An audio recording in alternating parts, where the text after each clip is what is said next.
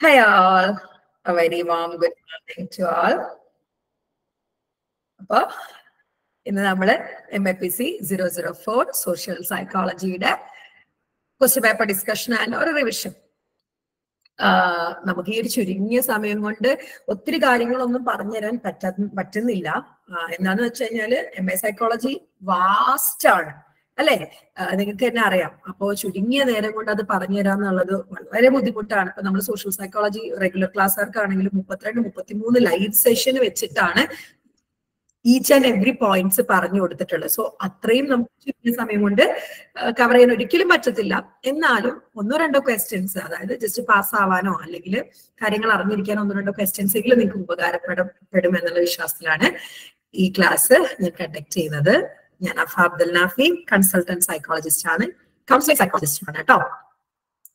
അപ്പോ 1-2 കാര്യങ്ങൾ ഈ ക്ലാസ് തുടങ്ങുന്നതിന് മുന്നേ ഞാൻ പറയാം. എനിക്ക് ഒത്തിരി പേഴ്സണൽ മെസ്സേജസ് വരുന്നുണ്ട് സെക്കൻഡ് ഇയർ ക്ലാസ്സിന്റെ ഇൻഫർമേഷൻസ് ചോദിച്ചുകൊണ്ട്. Second year classes December 15th മുതലാണ് നമ്മൾ സ്റ്റാർട്ട് ചെയ്യുന്നത്. 2 സ്ട്രീമിനും ഞാൻ ക്ലാസ് എടുക്കുന്നുണ്ട്. അതായത് കൗൺസിലിംഗ് സ്ട്രീമും ഉണ്ട്, ക്ലിനിക്കൽ സൈക്കോളജി 2 സ്ട്രീമാണല്ലോ. നിങ്ങൾക്ക് 3 വരുന്നുണ്ട്, OBയും വരുന്നുണ്ട്. OB മിക്കവാറും ആരും സെലക്ട് ചെയ്യാറില്ല. ആൻഡ് OBക്ക് ഞാൻ ക്ലാസ് എടുക്കുന്നില്ല കേട്ടോ. എന്റെ വിഭാഗം ഈ 2 ആണ്. ഞാൻ OB സൈക്കോളജിസ്റ്റ്. അതായത് നിങ്ങൾ എപ്പോഴും മനസ്സിലാക്കേണ്ട കാര്യം, നിങ്ങൾ സൈക്കോളജി ഇഷ്ടപ്പെട്ട് അല്ലെങ്കിൽ സൈക്കോളജിസ്റ്റ് ആവണം അല്ലെങ്കിൽ സൈക്കോളജി അറിയണമെന്ന് ആഗ്രഹിച്ച് പഠിക്കുന്നവരാണെങ്കിൽ ഏറ്റവും നല്ലതൊരു പ്രാക്ടീസിങ് ആയിട്ടുള്ള ആളും കൂടെ പഠിക്കുന്നതായിരിക്കും. എന്താന്ന് വെച്ച് കഴിഞ്ഞാല് ഒരു കൗൺസിലിംഗ് ചെയ്യാത്ത ആള്, സയന്റിഫിക് കൗൺസിലിംഗ് ഉണ്ട്, 6 മാസം കൊണ്ട് കൗൺസിലിംഗ് പഠിക്കാമെന്നൊക്കെ പറഞ്ഞ സാധനം കൗൺസിലിംഗ് അല്ല. അതാദ്യം നമ്മൾ മനസ്സിലാക്കുക. അപ്പൊ ഒരു കൗൺസിലിംഗ് ചെയ്യാത്ത ആള് പഠിപ്പിക്കുമ്പോൾ എനിക്ക് അറിയില്ല അത് എത്രത്തോളം വർക്ക്ഔട്ട് ആവും എന്നുള്ളത്. ഈവൻ ക്ലിനിക്കൽ ഫീൽഡ് ആണെങ്കിലും നമ്മൾ 2 ഫീൽഡും പഠിച്ചിട്ടാണല്ലോ.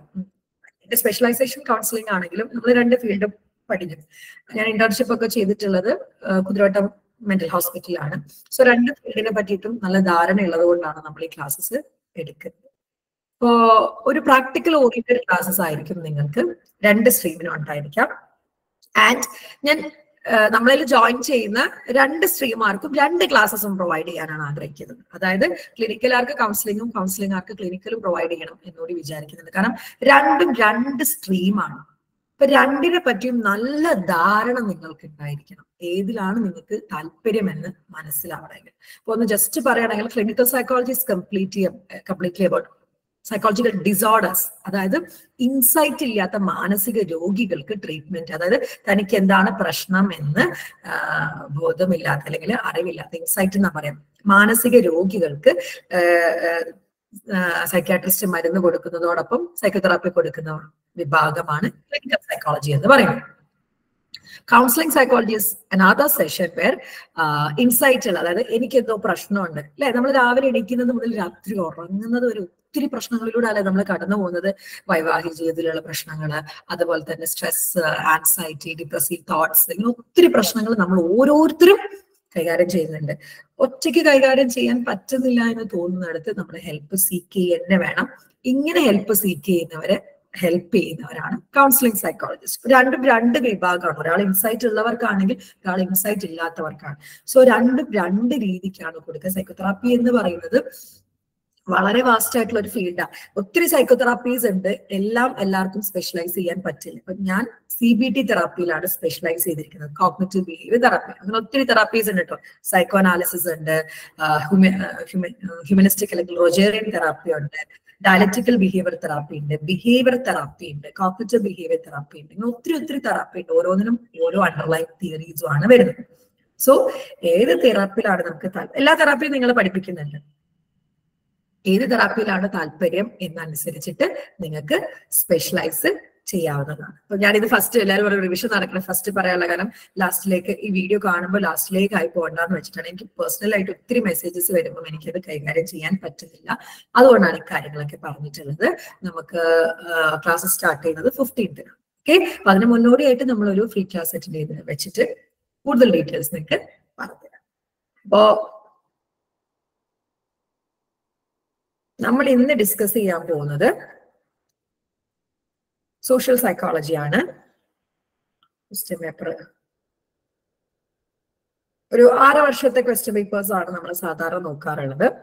6 വർഷത്തെ ക്വസ്റ്റ്യൻ പേപ്പേഴ്സ് റിപ്പീറ്റഡ് ആയിട്ട് വരുന്ന 1-2 ക്വസ്റ്റ്യൻസ് നമുക്ക് ഡീറ്റെയിൽഡ് ആയിട്ട് പറയാം. സോ നമ്മുടെ കേസിൽ നമ്മുടെ സ്റ്റുഡൻസിന് ഓരോ ചാപ്റ്റർ കഴിയുമ്പോഴും ക്വസ്റ്റ്യൻ പേപ്പർ നോക്കും. അതായത് ഈ 5-6 വർഷത്തെ ക്വസ്റ്റ്യൻ പേപ്പർ നമ്മൾ നോക്കാറുണ്ട് ഓരോ ചാപ്റ്റർ കഴിയുമ്പോഴും. അതായത് ആ ചാപ്റ്ററിൽ ഏതൊക്കെയാണ് ഇമ്പോർട്ടന്റ് ആയിട്ടുള്ളത്. അതിന് പുറമെയാണ് നമ്മൾ ഈ റിവിഷൻ ക്ലാസ് കണ്ടക്ട് ചെയ്യുന്നത്. അവർക്കറിയാം ഏതൊക്കെ ചാപ്റ്ററിൽ ഏതൊക്കെ ക്വസ്റ്റ്യൻസ് ആണ് വരാനുള്ളത്. അപ്പോൾ ഫസ്റ്റ് ക്വസ്റ്റ്യൻ പേപ്പർ എന്ന് പറയുന്നത് 2021 ക്വസ്റ്റ്യൻ പേപ്പറാണ്. ജൂൺ 2021 ക്വസ്റ്റ്യൻ പേപ്പർ ആണ്. അപ്പോ ഈ പ്രോ സോഷ്യല്, ആൾട്രൂയിസം, അതുപോലെ തന്നെ ആറ്റിറ്റ്യൂഡ്, ആട്രിബ്യൂഷൻ, ഇതിനൊക്കെ എപ്പോഴും ക്വസ്റ്റ്യൻസ് കാണാറുണ്ട്. ഒന്നുകൂടെ റിപ്പീറ്റ് ചെയ്യാണ്. പ്രോ സോഷ്യല്, ആൾട്രൂയിസം രണ്ടും ഒരേ കണക്റ്റഡ് ആണ്. ആറ്റിറ്റ്യൂഡ്, അതുപോലെ തന്നെ ആട്രിബ്യൂഷൻ, ഇതിനൊക്കെ എപ്പോഴും ക്വസ്റ്റ്യൻസ് കാണാറുണ്ട്. അപ്പൊ നമുക്ക് ആദ്യം ജൂൺ 2021 ക്വസ്റ്റ്യൻസ് നോക്കാം. നമ്മൾ എല്ലാ ക്വസ്റ്റ്യൻസും നോക്കിയ ശേഷം ഏറ്റവും കൂടുതൽ റിപ്പീറ്റഡ് ആയിട്ട് വരുന്ന ക്വസ്റ്റ്യൻസ് ആയിരിക്കും നമ്മൾ ഡിസ്കസ് ചെയ്യാൻ വേണ്ടി പോകുന്നത്. അപ്പൊ നോക്കിക്കേ, define and describe ethnography. Elucidate the methods and evaluation of the same. എന്താണ് എത്നോഗ്രാഫി? അതിന്റെ മെത്തേഡ്സും കാര്യങ്ങളാണ് ഫസ്റ്റ് ക്വസ്റ്റ്യൻ ആയിട്ട് ചോദിച്ചിട്ടുള്ളത്. കണ്ടോ, describe and define pro-social and altruistic behavior.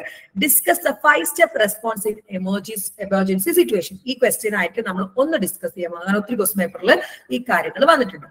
എന്താണ് pro social behaviour? Pro social behaviour എന്ന് പറഞ്ഞു കഴിഞ്ഞാൽ ഒരു ആളെ സഹായിക്കുന്നതിനെയാണ്, അതായത് മറ്റൊരാളെ സഹായിക്കുന്നതിനെയാണ് പ്രോ സോഷ്യൽ. അതായത് ഒരു ആളിന് എന്തോ ഒരു നീഡിലാണ്, അതായത് അയാൾക്ക് എന്തോ ഹെൽപ്പ് വേണം എന്നുള്ളത് അയാളെ സഹായിക്കുന്നതിലാണ് പ്രോ സോഷ്യൽ ബിഹേവിയർ എന്ന് പറയുന്നത്. അപ്പൊ പ്രോ സോഷ്യലും ആൾട്രൂയിസ്റ്റിക്കും ഏകദേശം വളരെ സിമിലർ ആണ്. ഈ പ്രോ സോഷ്യല് തിരിച്ചെന്തെങ്കിലും നമ്മൾ പ്രതീക്ഷിച്ചിട്ടായിരിക്കും സഹായിക്കുക. ചിലപ്പം അവർക്ക് തന്നെ ആയിരിക്കില്ല ദൈവത്തിന് നമുക്ക് നല്ലത് കിട്ടുന്നോ, അല്ലെങ്കിൽ ഇവർക്ക് ഞാൻ ചെയ്താൽ നാളെ ഞാൻ അപകടപ്പെട്ട് കിടക്കും, എന്നെ ആരെങ്കിലും രക്ഷിക്കും, അങ്ങനെ എന്തെങ്കിലും ഒരു തിരിച്ചെന്തെങ്കിലും പ്രതീക്ഷിച്ചിട്ട് ചെയ്യുന്നതാണ് പ്രോ സോഷ്യൽ ബിഹേവിയർ എന്ന് പറയുന്നത്. നേരെ മറിച്ച് ആൾട്രൂയിസ്റ്റിക് എന്ന് പറഞ്ഞാൽ ഒന്നും പ്രതീക്ഷിക്കാതെ ഒരാൾ മറ്റൊരാളെ ഹെൽപ്പ് ചെയ്യുന്നുണ്ടെങ്കിൽ അതാണ് ആൾട്രൂയിസ്റ്റിക് ബിഹേവിയർ. രണ്ടും തമ്മിൽ വളരെ സിമിലർ ആണ്, രണ്ടും ആൾക്കാരെ ഹെൽപ്പ് ചെയ്യുന്നതാണ്. പക്ഷെ പ്രോ സോഷ്യൽ എന്ന് പറഞ്ഞാൽ will be expecting anything, something from the, ആ ആൾക്ക് തന്നെ ആയിക്കൊള്ളുന്നില്ല, ചിലപ്പം ദൈവത്തിന്റെ അടുത്ത് നിന്നായിരിക്കാം, അല്ലെങ്കിൽ കർമ്മയിലായിരിക്കാം, എന്തെങ്കിലും ഒന്നും റിട്ടേൺ ആയിട്ട് ആഗ്രഹിക്കാതെ നമ്മൾ ഹെൽപ്പ് ചെയ്യുന്നുണ്ടെങ്കിൽ അതാണ് ആൾട്രൂയിസ്റ്റിക് ബിഹേവിയർ. മൂന്നാമത്തെ ക്വസ്റ്റ്യൻ എന്ന് പറയുന്നത് describe the meaning and characteristics of stereotypes ആണ്. സ്റ്റീരിയോടൈപ്പിംഗ് എന്താണ് എന്നുള്ളതാണ്. Differentiating stereotype from prejudice, explain how stereotypes develop and are maintain. അപ്പൊ സ്റ്റീരിയോടൈപ്പിംഗ് എന്ന് പറഞ്ഞു കഴിഞ്ഞാല് എന്താ പറയാ, ഒരു ഗ്രൂപ്പിന് നമ്മള് ചില ക്യാരക്ടറിസ്റ്റിക്സ് വെച്ചിട്ട് ഗ്രൂപ്പ് ആക്കുന്നത്, അല്ലെങ്കിൽ ഒരു ഗ്രൂപ്പിനെ നമ്മൾ മെൻഷൻ ചെയ്യുന്നതിനെയാണ്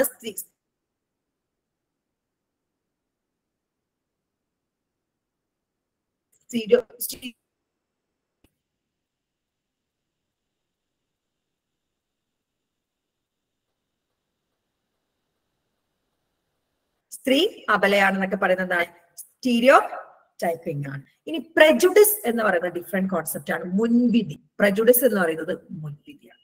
ഓക്കെ, അപ്പൊ ഇതൊക്കെ നമുക്കൊന്ന് ഡിസ്കസ് ചെയ്യാം കേട്ടോ. ജസ്റ്റ് ഒന്ന് പറഞ്ഞോളൂ. Describe crowd behaviour, discuss the theory of crowd behaviour. ഒത്തിരി ആളുകൾ കൂടുമ്പം ഉണ്ടാവുന്ന ഒരു ബിഹേവിയർ ഉണ്ട് അല്ലെ. ഒരു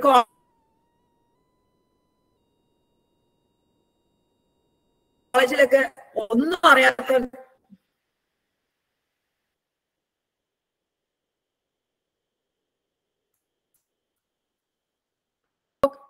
നിങ്ങൾ കോളേജിലൊക്കെ അടി നടക്കുന്ന കാണില്ലേ, ഒന്നും അറിയാത്തവരും പോയിട്ട് അടിക്കുന്നൊക്കെ കാണാം അല്ലെ.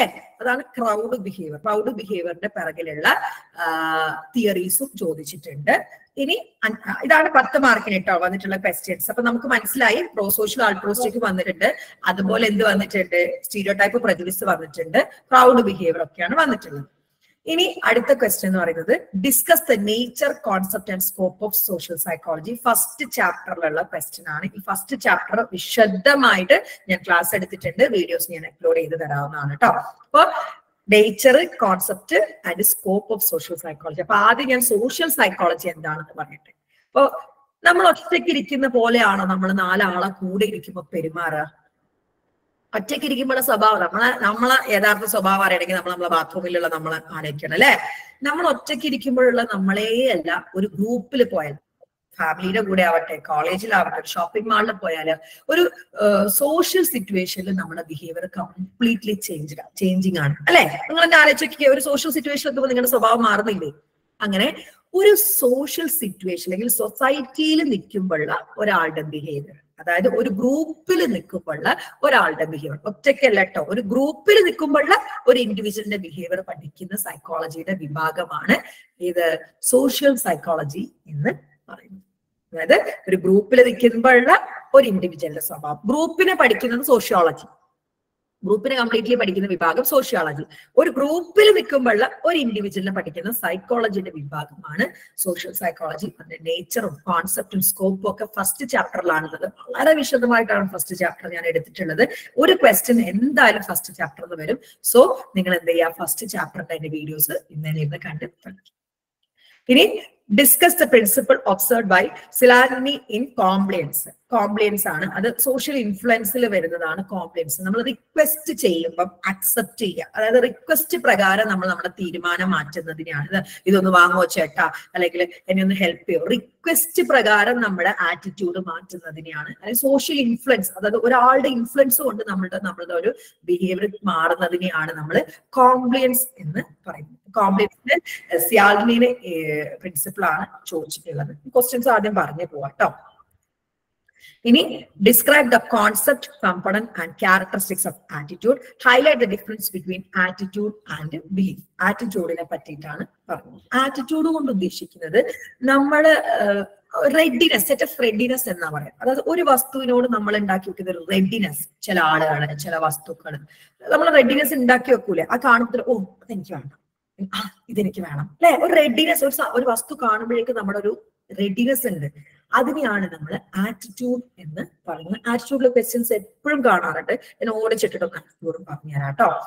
ഇനി elucidate the concept of cooperation and competition. Discuss the cooperation in the society. കോപ്പറേഷനെ പറ്റിയിട്ടാണ്. ഇതൊരു ലീസ്റ്റ് വരുന്ന ഒരു ക്വസ്റ്റ്യൻ ആണ് കേട്ടോ. Explain the role of communication, interpersonal attraction, cohesion in a group dynamics. ഗ്രൂപ്പാണ്, ഒരു ഗ്രൂപ്പിനെ, സോഷ്യൽ സൈക്കോളജി ഗ്രൂപ്പിനെ നന്നായിട്ട് പഠിക്കുന്നത്. അപ്പൊ ഗ്രൂപ്പിൽ എങ്ങനെയാണ് കമ്മ്യൂണിക്കേഷൻ, എങ്ങനെയാണ് ഇന്റർപേഴ്സണൽ, ഒരാൾ മറ്റൊരാളുമായിട്ടുള്ള അട്രാക്ഷനെയാണ് ഇന്റർപേഴ്സണൽ അട്രാക്ഷൻ. കൊഹിഷൻ എന്ന് പറയുന്നത് ഗാഢബന്ധം. ഇതൊക്കെ ഗ്രൂപ്പ് ഡൈനാമിക്സിൽ എങ്ങനെയാണ് നടക്കുന്നതാണ്. പിന്നെ ഫോംസ് ഓഫ് സോഷ്യൽ കോൺഫ്ലിക്റ്റ് ഉണ്ട്. Correlation method in social psychology research ഉണ്ട്. മെത്തേഡ്സ് ആട്ടോ, മെത്തേഡ്സ് 6 മാർക്കിനും 10 മാർക്കിനും സോഷ്യൽ സൈക്കോളജി പഠിക്കുന്ന മെത്തേഡ്സ് യൂണിറ്റ് 3-ലുള്ളതാണ്. അതില് കോറിലേഷൻ മെത്തേഡാണ് 3 മാർക്കിന്. ഒത്തിരി മെത്തേഡ് ഉണ്ട്, പിന്നെ ഒബ്സർവേഷന്, ഇന്റർവ്യൂ, കോറിലേഷൻ. അതിൽ ഒരു മെത്തേഡ് 3 മാർക്കിന്. ഒന്നെങ്കിൽ എല്ലാ മെത്തേഡും കൂടി 10 മാർക്കിന്, അല്ലെങ്കിൽ 6 മാർക്കിന്, അല്ലെങ്കിൽ ഒരു മെത്തേഡ് മാത്രം എടുത്ത് 3 മാർക്കിന് ചോദിച്ചു കാണാറുണ്ട് കേട്ടോ. ഇനി സോഷ്യലൈസേഷൻ. ഇത്രയുമാണ് നമുക്ക് ജൂൺ 2021. അപ്പൊ ഇവിടെ നമുക്ക് എന്ത് മനസ്സിലായി? പ്രോ സോഷ്യലും ആൾട്രോസ്റ്റിക്കും വന്നിട്ടുണ്ട്. അതുപോലെ തന്നെ ക്രൗഡ് ബിഹേവിയർ വന്നിട്ടുണ്ട്. സ്റ്റീരിയോടൈപ്പും പ്രജുഡിസും ആറ്റിറ്റ്യൂഡും വന്നിട്ടുണ്ട്. സോഷ്യൽ ഇൻഫ്ലുവൻസിൽ കോംപ്ലിയൻസ് ആണ്. സോഷ്യൽ ഇൻഫ്ലുവൻസിൽ മെയിൻ ആയിട്ടും കൺഫർമിറ്റിയും കോംപ്ലിയൻസ് ആണ് വരുന്നത്. കൺഫർമിറ്റി എന്ന് പറയുന്നത് ഗ്രൂപ്പിന്റെ പ്രഷർ കാരണം കൺഫേം ചെയ്യുന്നതിനെയാണ് കൺഫർമിറ്റി എന്ന് പറയുന്നത്. ഒരു ഗ്രൂപ്പിൽ, ആ ഗ്രൂപ്പിൽ നിലനിൽക്കാൻ വേണ്ടി ആ ഗ്രൂപ്പ് പറയുന്ന കാര്യങ്ങൾ നമുക്ക് താല്പര്യം ഇല്ലെങ്കിൽ പോലും നമ്മൾ എന്താക്കാണ് യെസ് മൂളുന്നതിനെയാണ് കൺഫർമിറ്റി എന്ന് പറയുന്നത്. അപ്പൊ 2 സോഷ്യൽ ഇൻഫ്ലുവൻസ് ആണ്, കോംപ്ലിയൻസും കൺഫർമിറ്റിയും. ഏതെങ്കിലും ഒരെണ്ണത്തിൽ നിന്നുള്ള ക്വസ്റ്റ്യൻ നമുക്ക് എന്തായാലും നോക്കിക്കോ. കോംപ്ലിയൻസ് എന്ന് പറഞ്ഞാൽ എന്താണ്? ഒരാളുടെ റിക്വസ്റ്റ് പ്രകാരം നമ്മൾ ആറ്റിറ്റ്യൂഡ് ചേഞ്ച് ചെയ്യുന്നതിനാണ്. കൺഫർമിറ്റിയോ ഒരു ഗ്രൂപ്പിൽ നിൽക്കാൻ വേണ്ടി ആ ഗ്രൂപ്പിന്റെ കാര്യങ്ങൾ നമ്മൾ അനുവദിക്കുക അല്ലെ. നമ്മൾ ചിലപ്പോൾ മതപരമായിട്ടുള്ള പല കാര്യങ്ങളും ചിലപ്പോൾ നമുക്ക് ചില കാര്യങ്ങളൊന്നും അഡ്ജസ്റ്റ് ചെയ്യാനൊക്കെ ബുദ്ധിമുട്ടാണെങ്കിലും നമ്മൾ എന്താക്കും, ആ ഗ്രൂപ്പിൽ നിൽക്കാൻ വേണ്ടി അങ്ങോട്ട് അക്സെപ്റ്റ് ചെയ്യും. ഇതിനെയാണ് കൺഫർമിറ്റി എന്ന് പറയുന്നത്. രണ്ടും സോഷ്യൽ ഇൻഫ്ലുവൻസ്, സമൂഹത്തിന്റെ ഇൻഫ്ലുവൻസ് കാരണം നമ്മുടെ ബിഹേവിയറിൽ വരുന്ന മാറ്റത്തിനെയാണ് സോഷ്യൽ ഇൻഫ്ലുവൻസ്. കോൺഫർമിറ്റി ആയിക്കോട്ടെ, കോംപ്ലിയൻസ്, രണ്ടും എന്താണ് social influence. First question paper ഏകദേശ കാര്യങ്ങൾ എന്തൊക്കെയാന്ന് മനസ്സിലായോ? പറഞ്ഞേ.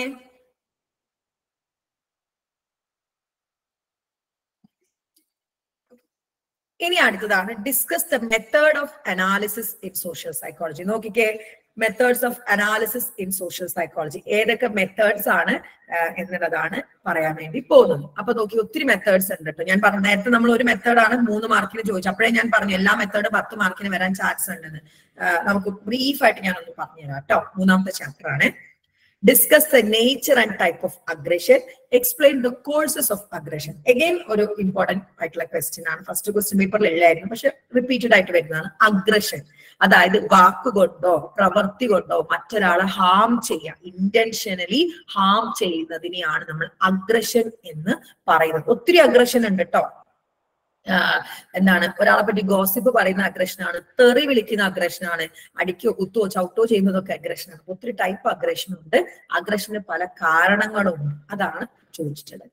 ഇനി discuss the concept, characteristics, development and maintenance of stereotypes, differentiate it from prejudice. Again repeated question ആണ്. സ്റ്റീരിയോടൈപ്പ് എന്താണ്, prejudice. അപ്പൊ മനസ്സിലായല്ലോ, 2 ക്വസ്റ്റ്യൻ പേപ്പറിലും ആ ക്വസ്റ്റ്യൻ വന്നിട്ടുണ്ട്. Discuss the concept and relevance of group dynamics. Explain the role of communication in group dynamics. Again repeated question ആണ്. Group dynamics എന്താണ്, അവിടെ interpersonal അട്രാക്ഷനിൽ communication എങ്ങനെയാണ് നടക്കുന്നത്. Okay, discuss the ethical issues involved in social psychology research. Social psychology researchലുള്ള ethical issues എന്തൊക്കെയാണ് എന്നുള്ളത്. ഒന്ന് consent വാങ്ങണം, അതുപോലെ ഡീബ്രീഫ് ചെയ്ത് കൊടുക്കണം, അതൊക്കെയായിട്ട് വേണം പറയാം. Explain the various threats to the validity experimental research. What are the ways in which can help reducing these threats? അതായത് ഇതും റിസർച്ചിൽ വരുന്ന ക്വസ്റ്റ്യൻ ആട്ടോ. അതായത് വാലിഡിറ്റി, എക്സ്പെരിമെന്റൽ റിസർച്ചിന്റെ വാലിഡിറ്റിയിൽ വരുന്ന ബുദ്ധിമുട്ടുകൾ എന്തൊക്കെയാണ്, അതിന് ആധികാരികതയിൽ വരുന്ന ബുദ്ധിമുട്ടുകൾ എന്തൊക്കെയാണ്, ഏതൊക്കെ രീതികളിൽ വാലിഡിറ്റിയിൽ വരുന്ന ബുദ്ധിമുട്ടുകൾ നമുക്ക് ഒഴിവാക്കാം. Okay, discuss the theory of prosocial behaviour. Prosocial ബിഹേവിയറിന്റെ തിയറീസ് ചോദിക്കുന്നുണ്ട്. പ്രോസോഷ്യൽ എന്നൊക്കെ ഒരു ക്വസ്റ്റ്യൻ അത്രയും എക്സ്പെക്റ്റഡ് ആണ് കേട്ടോ. Describe the method of reducing prejudice and discrimination. Again, prejudice and discrimination വേറെ ക്വസ്റ്റ്യൻ ആണ്. എങ്ങനെ നമുക്ക് prejudice കുറയ്ക്കാം, ഡിസ്ക്രിമിനേഷൻ കുറയ്ക്കാം എന്നൊക്കെ അല്ലെ. നമ്മള് ചെറുപ്പം മുതലേ അത് തുടങ്ങണമെന്നാണ്. prejudice എന്ന് പറഞ്ഞാൽ മുൻവിധിയാണ്. അതുപോലെ ഡിസ്ക്രിമിനേഷൻ, ഒരാളെ മാറ്റി നിർത്തുന്നത്, അതെങ്ങനെ കുറയ്ക്കാം എന്നാണ് ചോദിക്കുന്നത്. ഇനി discuss the errors in attribution. Again ഈ ആട്രിബ്യൂഷനിൽ വരുന്ന ഇറേഴ്സ്. ആട്രിബ്യൂഷൻ എന്ന് പറഞ്ഞ അനുമാനമാണ്. ഞാനൊരു എക്സാമ്പിൾ പറഞ്ഞത്, ഒരാണും പെണ്ണും ബസ് സ്റ്റോപ്പിൽ നിൽക്കുന്നുണ്ട്. അവര് ചേർന്നിട്ടാണ് നിൽക്കുന്നത്. പെണ്ണ് കുറച്ച് ചിരിക്കുന്നുണ്ട്, അവര് രണ്ടുപേരും അഫെയറാണ്, പോക്ക് കേസാണ്. നമ്മൾ അനുമാനിക്കാണ്. ഈ അനുമാനത്തിൽ എപ്പോഴും വരാം ഇറേഴ്സ് വരും. പല അനുമാനങ്ങളാണ് കേട്ടോ നമ്മളെ തെറ്റിദ്ധാരണയിലേക്ക് എത്തിക്കുന്നത്. അപ്പം ആ അനുമാനം, ആട്രിബ്യൂഷനിൽ വരുന്ന ഇറേഴ്സ് എപ്പോഴും ചോദിച്ചു കാണാറുണ്ട്. 6 മാർക്കിനൊക്കെ വരുമ്പം ആട്രിബ്യൂഷൻ എന്താന്ന് എഴുതി വെക്കണം, എന്നിട്ട് ഇറേഴ്സ് എഴുതി വെക്കാം. നോക്കിക്കേ, ഒബ്സർവേഷണൽ മെത്തേഡ് കേട്ടോ. ഒബ്സർവേഷണൽ മെത്തേഡ് എന്ന് പറഞ്ഞ ഒരു മെത്തേഡാണ്. ഞാൻ പറഞ്ഞ മെത്തേഡ്സ് എപ്പോഴും 10 മാർക്കിനും ചോദിക്കാം. അതിൽ ഒരെണ്ണം എടുത്തിട്ട് 3 മാർക്കിനും ചോദിക്കാം. സോഷ്യൽ ഐസൊലേഷൻ, ഓൾട്ടോസ് 3 മാർക്കിന് കേട്ടോ. ഇത്രയുമാണ് 2ാമത്തെ ക്വസ്റ്റ്യൻ പേപ്പറിൽ വന്നിട്ടുള്ളത്. ഇനി നമുക്ക് 3ാമത്തെ ക്വസ്റ്റ്യൻ പേപ്പർ നോക്കാം. 2021 ഡിസംബർ 2021 ഡിസംബറിൽ വരുന്നതാണ്. Discuss application of social psychology in population, health, environment and industry. അവിടെ സ്കോപ്പാണ്, ആപ്ലിക്കേഷൻ ആയിട്ട് ചോദിക്കുന്ന സ്കോപ്പാണ്. 10 മാർക്കിനാണ്. ഫസ്റ്റ് ചാപ്റ്ററിലാണുള്ളത്. വിശദമായിട്ടുള്ള വീഡിയോ ഞാൻ ഇട്ടുതരാം. ഫസ്റ്റ് ചാപ്റ്റർ ഞാൻ അധികം നീട്ടിവലിച്ച് പറയില്ല കേട്ടോ, കാരണം ആദ്യം ആ സമയം കൂടി ബാക്കിയുള്ള ചാപ്റ്റേഴ്സ് പറയാലോ. ഇനി discuss the experimental and quasi experimental method in social psychology research. Elucidate the threats to validity in experimental research. 2ാമത്തെ ചാപ്റ്റർ ആണ് മെത്തേഡ്. വീണ്ടും മെത്തേഡ് വന്നു. അപ്പൊ 2 മെത്തേഡാണ്, എക്സ്പെരിമെന്റൽ മെത്തേഡും ക്വാസി എക്സ്പെരിമെന്റൽ മെത്തേഡും, അതുപോലെ വാലിഡിറ്റിക്ക് വരുന്ന മെത്തേഡ്. അപ്പൊ മെത്തേഡ്സ് 2ഉം കൂടെ 6 മാർക്കിന്, അതായത് ഒരു മെത്തേഡ് 3 മാർക്കിന് കണക്കാക്കി എഴുതണം. 2 മെത്തേഡല്ല ചോദിച്ചിട്ടുള്ളത്. പിന്നെ ത്രെറ്റ് 4 മാർക്കിനാണ് ചോദിച്ചിട്ടുള്ളത്. ഇനി explain the nature and type of aggression. Describe the different ways of measuring aggression. വീണ്ടും അഗ്രഷൻ ആണ് ക്വസ്റ്റ്യൻ വന്നിരിക്കുന്നത്. Discuss the factor affecting attitude formation. Explain the types of attitude change. Again attitude എന്ന question ആയി. ഇനി discuss the ethical issues involve in social psychology research. Repeated question ആണ്. Define കൺഫർമിറ്റി. വന്നു കൺഫർമിറ്റി. എന്താണ് കൺഫർമിറ്റി? ഞാൻ ഓൾറെഡി പറഞ്ഞു, ഒരു ഗ്രൂപ്പിൽ നിൽക്കാൻ വേണ്ടി ആ ഗ്രൂപ്പിന്റെ നോംസിനെ നമ്മൾ അഗ്രി ചെയ്യുന്നതിനെയാണ് കൺഫർമിറ്റി എന്ന് പറയുന്നത്. അപ്പൊ ഫാക്ടേഴ്സ് ഇൻക്രീസ് കൺഫർമിറ്റി എന്താണ്? അപ്പൊ കൺഫർമിറ്റി എന്താണെന്നുള്ളതിന് 2 മാർക്കും, ഫാക്ടേഴ്സ് എഴുതിയാൽ 4 മാർക്കും. Explain the different modes of behavior through which prejudice manifests itself. Describe the different methods to reduce prejudice and discrimination. കേട്ടോ, prejudice എങ്ങനെയാണ് വരുന്നതെന്നും എങ്ങനെ prejudiceും discriminationും കുറയ്ക്കാം എന്നുമാണ് ചോദിച്ചിട്ടുള്ളത്. ഇനി elucidate the concept of conflict, discuss the cause and effect of conflict. ഇനി define group, elucidate the important features and characteristics of a group. Group dynamics ആട്ടോ again ചോദിച്ചിട്ടുള്ളത്. Repeated തന്നെയാട്ടോ വരുന്നത്. ഇനി mass psychology എന്താണ്? Fundamental attribution error, reciprocity or liking. 3 മാർക്സിനാണ്. അത് ഉള്ളിൽ നിന്ന് വരുന്നതാട്ടോ. 3 മാർക്സിനൊന്നും നമുക്ക് ഇപ്പം അത്രയും ഡീറ്റെയിൽഡ് ആയിട്ട് പറയാൻ പറ്റില്ല. എന്നാലും 10 മാർക്കിന്റെ കുറച്ച് ക്വസ്റ്റ്യൻസ് പറഞ്ഞു. ഇനി 4ാമത്തെ ക്വസ്റ്റ്യൻ പേപ്പർ ആണ്. 2021 ഫെബ്രുവരിയിൽ വരുന്നതാണ്. Elucidate the various application of social psychology. ഈ ആപ്ലിക്കേഷൻ കൊണ്ട് ഉദ്ദേശിക്കുന്ന സ്കോപ്സ് ആട്ടോ. ഫസ്റ്റ് ചാപ്റ്ററിൽ വരുന്നതാണ്. Discuss the development, maintenance and prejudice. Suggest methods of prejudice and discrimination. Again, prejudice and discrimination ആണ്. എന്താണെന്നും പറയാൻ പറയുന്നുണ്ട്. അത് reduce ചെയ്യാനുള്ള മെത്തേഡ്സ് എന്തൊക്കെയാണ്. Explain the factors of attitude formation. 10 മാർക്കിനാണ്. Again, repeated question ആണ്. Explains the characteristics, causes and effect of conflict. Conflict എന്ന് വരുന്ന മെയിൻ ആയിട്ട് characteristics എന്താണ്, causes എന്താണ്, effects എന്താണ്. അതായത് ഒരു ഗ്രൂപ്പിലുള്ള ആളുകളോ അല്ലെങ്കിൽ 2 ഗ്രൂപ്പോ ഒക്കെ തമ്മിലുള്ള ഒരു പ്രശ്നത്തിനെയാണ് കോൺഫ്ലിക്റ്റ് എന്ന് പറയുന്നത് കേട്ടോ. Describe the ways of understanding one's own behaviour. നമ്മുടെ തന്നെ ബിഹേവിയർ അണ്ടർസ്റ്റാൻഡ് ചെയ്യാനുള്ള വേസ് എന്തൊക്കെയാണ്. Explain the attribution theory and its application. ഹെയ്തേഴ്സിന്റെ ബാലൻസ് തിയറി പറയും ചോദിക്കുന്നുണ്ട്. Discuss the characteristics and types of prejudice. Again, prejudice question വന്നു, റിപ്പീറ്റഡ് ആണ്. Explain the role and type of cooperation. 3 മാർക്കിന് correlation method, halo effect, self esteem. ഇനി 5ാമത്തെ question paper June 2022 ഉള്ളതാണ്. Discuss the current trends in social psychology. Social സൈക്കോളജിയിലെ current trends എന്താണ്? Elucidate various cause of aggressive behaviour. കണ്ടോ, അഗ്രഷന്റെ കാരണം എന്ന്. റിപ്പീറ്റഡ് ക്വസ്റ്റ്യൻ ആണ്. Explains various causal and maintenance factors of prejudice. Again repeated. കണ്ടില്ലേ, 5 question പേപ്പറിലും വന്ന ക്വസ്റ്റ്യൻ ആണ്. ഡിഫൈൻ ക്രൗഡ് എന്താണ്? Discuss concept and theories of crowd behaviour. 2 question പേപ്പറിലായിട്ട് റിപ്പീറ്റഡ് ആണ്. Discuss the characteristics and steps in ethnographic method. 2 question പേപ്പറായി ethnography ചോദിക്കുന്നുണ്ട്. Explain the errors involve in attribution. Repeated ആണ്. ആട്രിബ്യൂഷനിൽ വരുന്ന errors. Explain the 2-dimensional model of conflict resolution. Discuss factors affecting attitude change. വീണ്ടും repeated question ആണ്. ഒത്തിരി question പേപ്പറായി വരുന്നു. List out the features of interpersonal attraction and cohesion in group dynamics. Mention about measurement of group dynamics. Again, repeated question.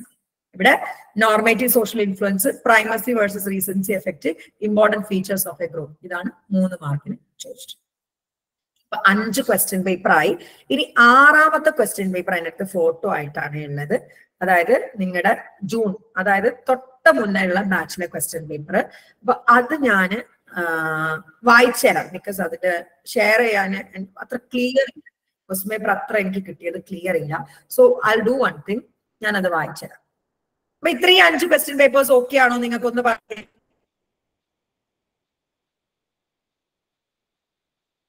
അപ്പൊ നിങ്ങൾ നോക്കിയാൽ മനസ്സിലാവും 172 pages ഉള്ളതാണ്. അപ്പൊ സെക്കൻഡ് ഇയറിൽ നമ്മുടെ ക്ലാസ്സിൽ ജോയിൻ ചെയ്യുന്നവര് ഇഗ്നോയുടെ ടെക്സ്റ്റ് ബുക്ക് മേടിക്കേണ്ട കേട്ടോ. കാരണം ഇഗ്നോയുടെ ടെക്സ്റ്റ് ബുക്കിന്റെ PDF നമ്മൾ അവൈലബിൾ ആക്കും. ഇഗ്നോയുടെ ടെക്സ്റ്റ് ബുക്ക് ഞാൻ പുറത്തുനിന്നൊന്നും എടുത്തിട്ടില്ല കേട്ടോ.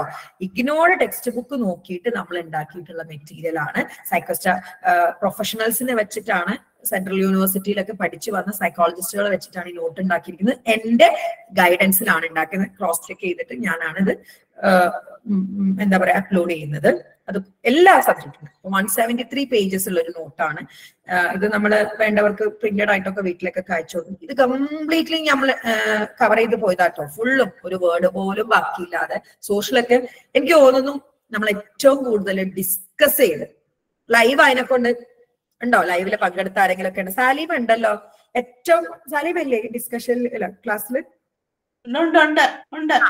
ഏറ്റവും കൂടുതൽ നമ്മൾ ഡിസ്കസ് ചെയ്ത്, കാരണം സമകാലീന പ്രശ്നങ്ങളാണ് ഇതിൽ മൊത്തം പഠിക്കാനുള്ളത്. അപ്പൊ നമ്മൾ എപ്പോഴും ഡിസ്കസ് ചെയ്യുന്ന സമയത്ത് നമ്മളാണെങ്കിൽ ലൈവ് എന്നും പങ്കെടുക്കുന്ന ഒരു 5-8 പേരുണ്ട്. അവർ പല പല രാഷ്ട്രീയ വിശ്വാസങ്ങളും പല പല മേഖലകളിൽ പ്രവർത്തിക്കുന്ന ആളുകളാണ്. എന്നിട്ട് നമ്മൾ നല്ല ഡിസ്കസ് ചെയ്ത്, ഞാൻ ഏറ്റവും കൂടുതൽ MA എൻജോയ് ചെയ്തെടുത്തിട്ടുള്ള ഒരു സബ്ജക്ട് എന്ന് പറയുന്നത് സോഷ്യൽ സൈക്കോളജിയാണ്. ഒത്തിരി സമകാലീനമായിട്ടുള്ള കാര്യങ്ങൾ നമ്മൾ ഡിസ്കസ് ചെയ്തിട്ടുണ്ട്.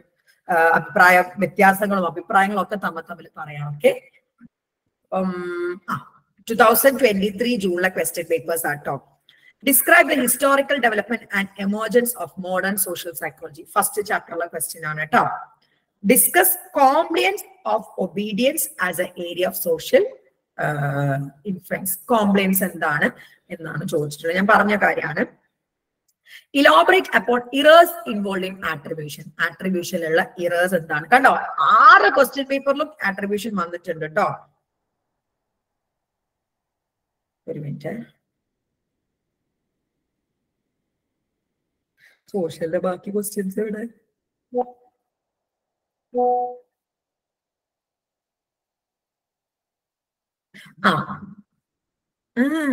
സോഷ്യലിന്റെ ബാക്കി ക്വസ്റ്റ്യൻസ് ഇവിടെ.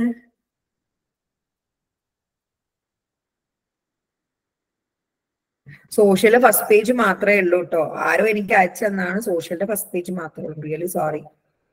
ആരുടെങ്കിലും 2023 ക്വസ്റ്റ്യൻ പേപ്പർ ഉണ്ടോ? ജൂണത്തെ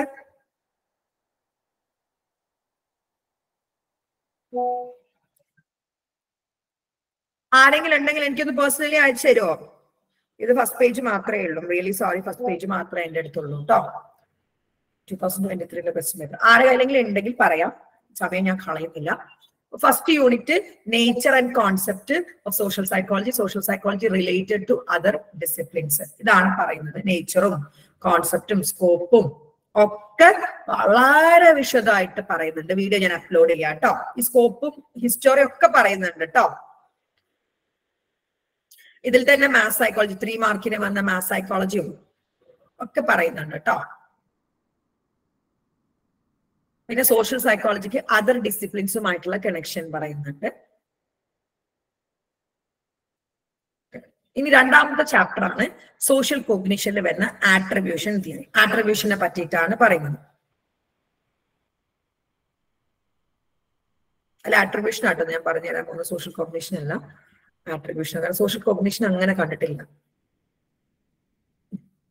attribution explaining the cause of behaviour.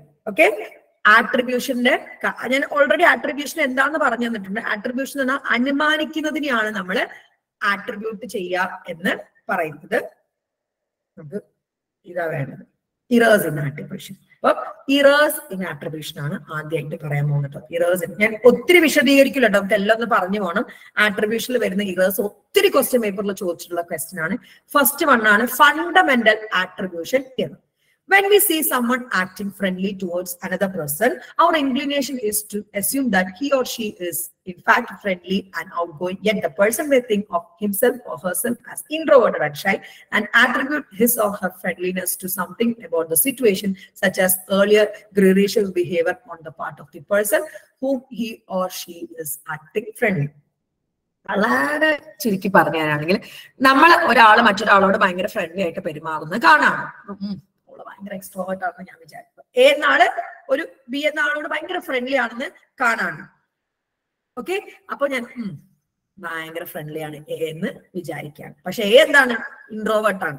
പണ്ടൊക്കെ ആരോട് മിണ്ടാതിരിക്കുമ്പോൾ അവളെ ഗ്രൂപ്പിൽ കൂട്ടാത്തതിനെ കൊണ്ടാണ് അവിടെ എന്ത് ചെയ്യുന്നത്? അവള് ഫ്രണ്ട്ലി ആയിട്ട് ബിഹേവ് ചെയ്തത്. The situation exemplify the fundamental attribution bias. കണ്ടോ, ആ സിറ്റുവേഷൻ നോക്കി നമ്മൾ അങ്ങോട്ട് ആട്രിബ്യൂട്ട് ചെയ്യാണ്. ശരിക്കും നോക്കിയാൽ ഇവിടെ നമുക്ക് ഫണ്ടമെന്റൽ ആട്രിബ്യൂഷൻ ഇറങ്ങുന്ന സിറ്റുവേഷൻ നോക്കിയിട്ട്, അതായത് ഈ ഒരു അവസരത്തിൽ അയാൾ മറ്റൊരാളോട് നല്ല രീതിയിൽ സംസാരിക്കുന്നത് കാണുമ്പോഴേക്കും നമ്മൾ പറയണം അയാള് ഭയങ്കര എക്സ്ട്രോവേർട്ട് ആണ് എന്ന്. ഇതിനെയാണ് ഫണ്ടമെന്റൽ ആട്രിബ്യൂഷൻ ബയാസ് എന്ന് പറയുന്നത്. ആ സിറ്റുവേഷൻ നോക്കി നമ്മൾ അങ്ങോട്ട് അനുമാനിക്കുകയാണ്.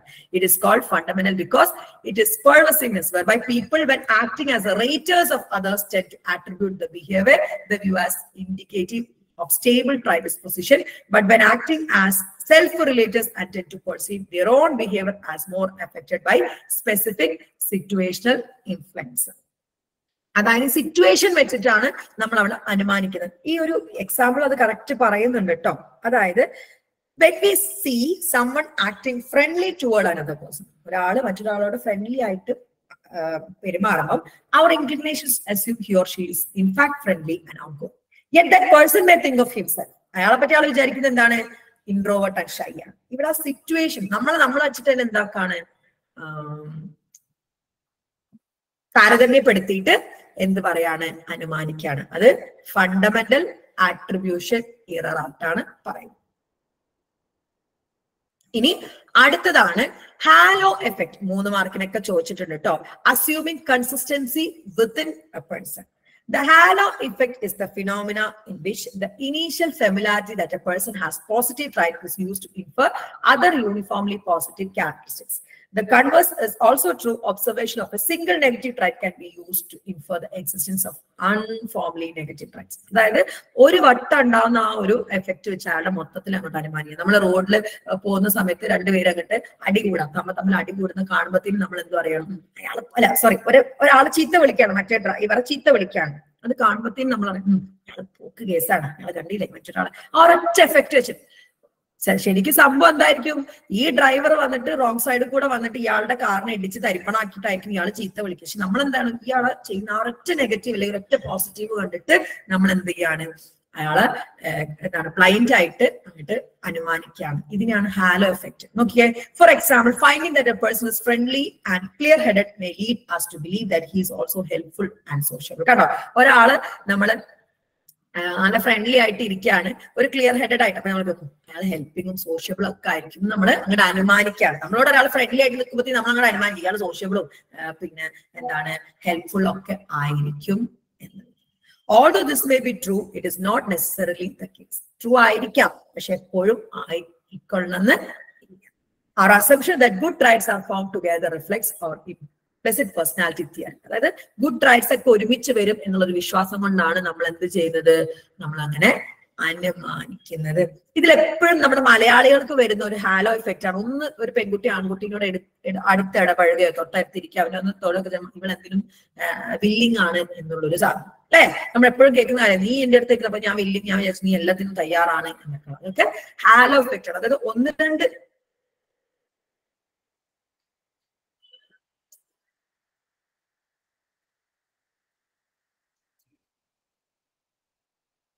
ഒന്ന് രണ്ട് കാര്യങ്ങൾ കാണുമ്പോഴേക്കും ആ ഒന്ന് രണ്ട് കാര്യങ്ങൾ വെച്ച് ബാക്കിയും കൂടി ഇയാൾക്ക് ഉണ്ടാവും എന്ന് നമ്മൾ അനുമാനിക്കുന്നതിനെയാണ് ഹാലോ എഫക്ട്സ് എന്ന് പറയുന്നത്. ഇതാണ് മെയിൻ 2 ആട്രിബ്യൂഷണൽ എറർ എന്ന് പറയുന്നത്. ഓക്കെ ആണോ?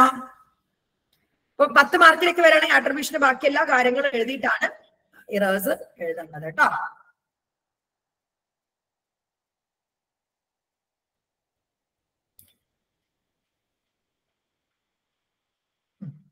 ആട്രിബ്യൂഷൻ തിയറി ഒന്നും പറയുന്നില്ല കേട്ടോ.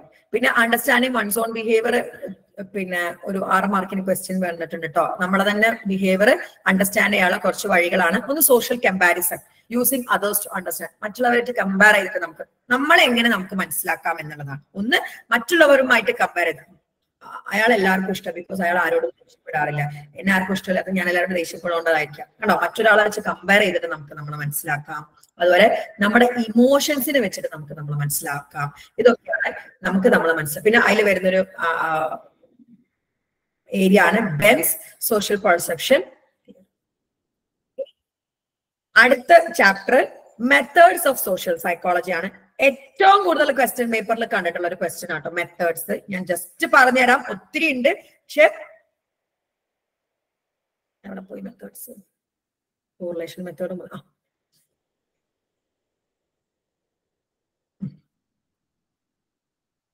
മെത്തേഡ്സ് ഏതൊക്കെയാണെന്ന് കേട്ടോ. ഫസ്റ്റ് മെത്തേഡാണ്, അതായത് സോഷ്യൽ സൈക്കോളജി പഠിക്കാനുള്ള മെത്തേഡുകൾ ഏതൊക്കെയാണെന്ന്. ഫസ്റ്റ് മെത്തേഡ് എന്ന് പറഞ്ഞാൽ ഒബ്സർവേഷണൽ മെത്തേഡാണ്. സോഷ്യൽ സൈക്കോളജിയിൽ ഏറ്റവും കൂടുതൽ, അതായത് ഒരു ഗ്രൂപ്പിൽ നിൽക്കുന്ന ഒരാളുടെ സ്വഭാവം പഠിക്കാൻ ഏറ്റവും നല്ലത് ഒബ്സർവേഷണൽ മെത്തേഡാണ്. ഫോർ എക്സാമ്പിൾ, ഒരു ആക്സിഡന്റ് നടക്കുമ്പോൾ ഓരോരുത്തരും ഓരോ പോലെയൊക്കെ പെരുമാറും. ചില ആൾക്കാരെ രക്ഷിക്കാൻ ഓടുന്നുണ്ടാവും, ചില ആൾക്കാർ ഒന്നും നോക്കാതെ കൈ കെട്ടി നിൽക്കുന്നുണ്ടാവും, ചില ആൾക്കാർ അത് ഫോട്ടോ എടുക്കുന്നുണ്ടാവും. അപ്പൊ ഇതൊക്കെ പഠിക്കാൻ ആക്സിഡന്റ് എടുക്കേണ്ട സോഷ്യൽ സൈക്കോളജിയിൽ ഏറ്റവും കൂടുതൽ പഠിക്കുന്ന കാര്യങ്ങൾ.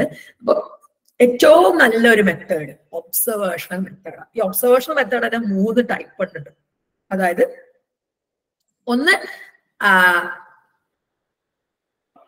ഒരു minute, observation is the old method of social psychology. Many writers have used different terms and categories for this method, like methods of systematic observation. അതായത് എന്ത് ഒബ്സർവ് ചെയ്യണമെന്ന് കൃത്യമായിട്ട് എഴുതിക്കൊണ്ടുവന്നതാണ് systematic observation method. Direct observation, അതായത് direct പോയിട്ട് observe ചെയ്യുക. And Feldman include the field study, അതായത് നമ്മളായിട്ട് ഒരു സൈറ്റിൽ പോയിട്ട് ഫീൽഡ് സ്റ്റഡി ആയിട്ട് ഒബ്സർവ് ചെയ്യും. Observation is simply to observe the phenomena, understanding it occurs naturally. Observation എന്ന് പറയുന്നത് naturally ഒരു സാധനം സംഭവിക്കുന്നിടത്ത് നമ്മൾ പോയിട്ട് അത് ഒബ്സർവ് ചെയ്ത് പഠിക്കാം.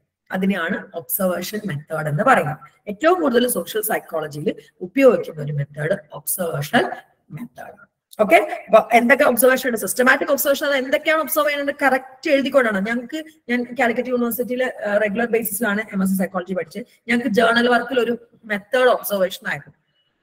ഞാൻ ചെയ്തതെന്ന് വെച്ച് കഴിഞ്ഞാല് ഈ മറ്റേ ഇതുണ്ടാവില്ലേ, സെയിൽസ്മാൻമാര് അവരുടെ ക്യാരക്ടറിസ്റ്റിക്സ് എങ്ങനെ, അതായത് ഷേക്ക് ഹാൻഡ് കൊടുക്കുന്നുണ്ടോ, അവരെ ഗ്രീറ്റ് ചെയ്തോ, ഇതെങ്ങനെ മറ്റൊരാളുടെ ബൈയിങ്ങിനെ എഫക്ട് ചെയ്യുന്നു, അതായിരുന്നു ഞാൻ ഒബ്സർവ് ചെയ്യുന്നത്. അതായത് സെയിൽസ്മാൻമാരുടെ ആറ്റിറ്റ്യൂഡ്, ചില സെയിൽസ്മാൻമാരുടെ ആറ്റിറ്റ്യൂഡ് കാണുമ്പോൾ നമുക്ക് വാങ്ങാനേ തോന്നൂല അല്ലെ, ചില ആറ്റിറ്റ്യൂഡ് കാണുമ്പോൾ നമ്മൾ എടുത്തു പോകും. അതായത് ഞാൻ ഒബ്സർവ് ചെയ്തിട്ടുണ്ട്. അപ്പോൾ സിസ്റ്റമാറ്റിക് ഒബ്സർവേഷൻ ഉണ്ട്, ഡയറക്റ്റ് ഒബ്സർവേഷൻ ഉണ്ട്, ഫീൽഡ് സ്റ്റഡി ഉണ്ട് കേട്ടോ. അപ്പൊ നാച്ചുറലി ഒരു സംഭവം നമ്മൾ പഠിക്കാൻ ആഗ്രഹിക്കുന്ന ഒരു സാധനം നാച്ചുറലി നടക്കുന്നിടത്ത്, ഞാനൊക്കെ എത്രയോ ഷോപ്പിൽ കയറി ഇറങ്ങിയിട്ടാണ് നാച്ചുറലി നടക്കുന്നിടത്ത് പോയിട്ടാണ് ഇത് പഠിച്ചിട്ടുള്ളത് കേട്ടോ. അപ്പൊ ഇതാണ് എന്ത് ഒബ്സർവേഷൻ മെത്തേഡ്.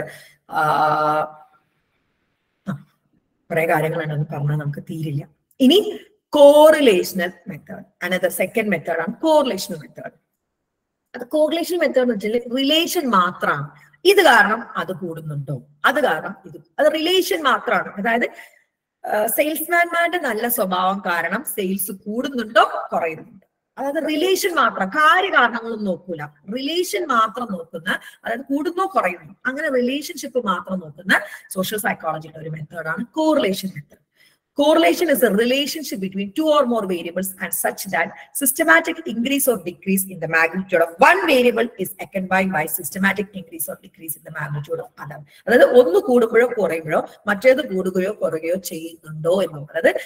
പിന്നെ സെയിൽസ്മാൻമാരെ നല്ല സ്വഭാവം കാരണം സെയിൽസ് കൂടുന്നുണ്ടോ കുറയുന്നുണ്ടോ, അങ്ങനെ ഒന്ന് കൂടുമ്പോഴോ കുറയുമ്പോഴോ മറ്റേത് കൂടുകയോ കുറയുന്നുണ്ടോ എന്ന് നോക്കിക്കൊണ്ട് പഠിക്കുന്ന ഒരു മെത്തേഡാണ് സോഷ്യൽ സൈക്കോളജിയിലെ കോറിലേഷണൽ മെത്തേഡ് എന്ന് പറയുന്നത്. ഓക്കെ ആണോ correlation method?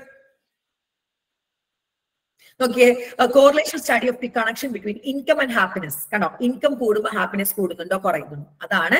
Thus enquire whether money may associated with greater happiness or with lower. അതായത് ഒന്ന് കാരണം മറ്റേത് കൂടുന്നുണ്ടോ കുറയുന്നുണ്ടോ എന്ന് നോക്കുന്ന മെത്തേഡാണ് കോറിലേഷൻ മെത്തേഡ്.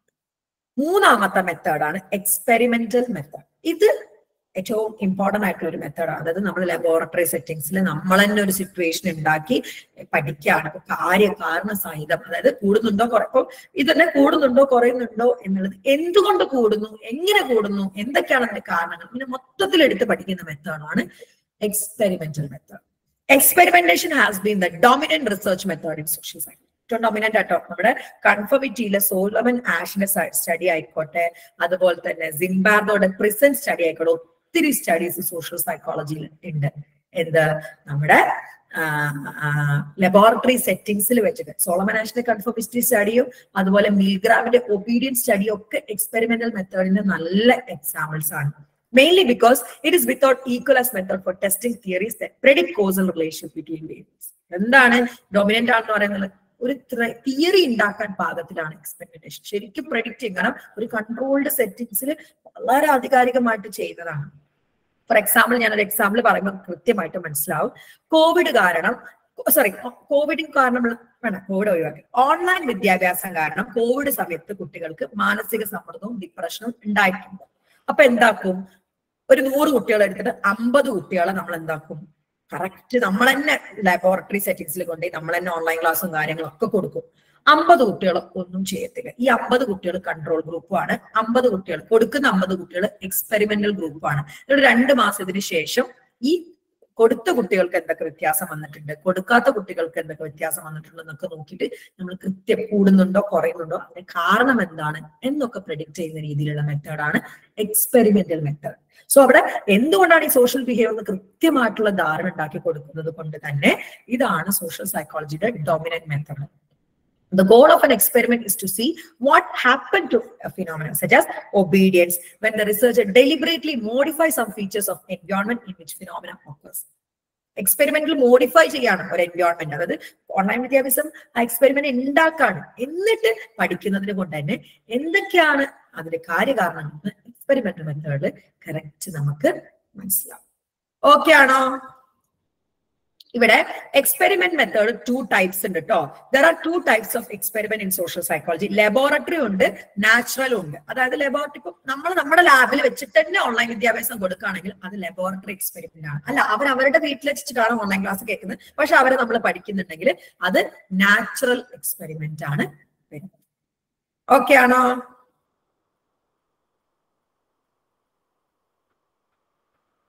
ഓക്കെ ആണോ?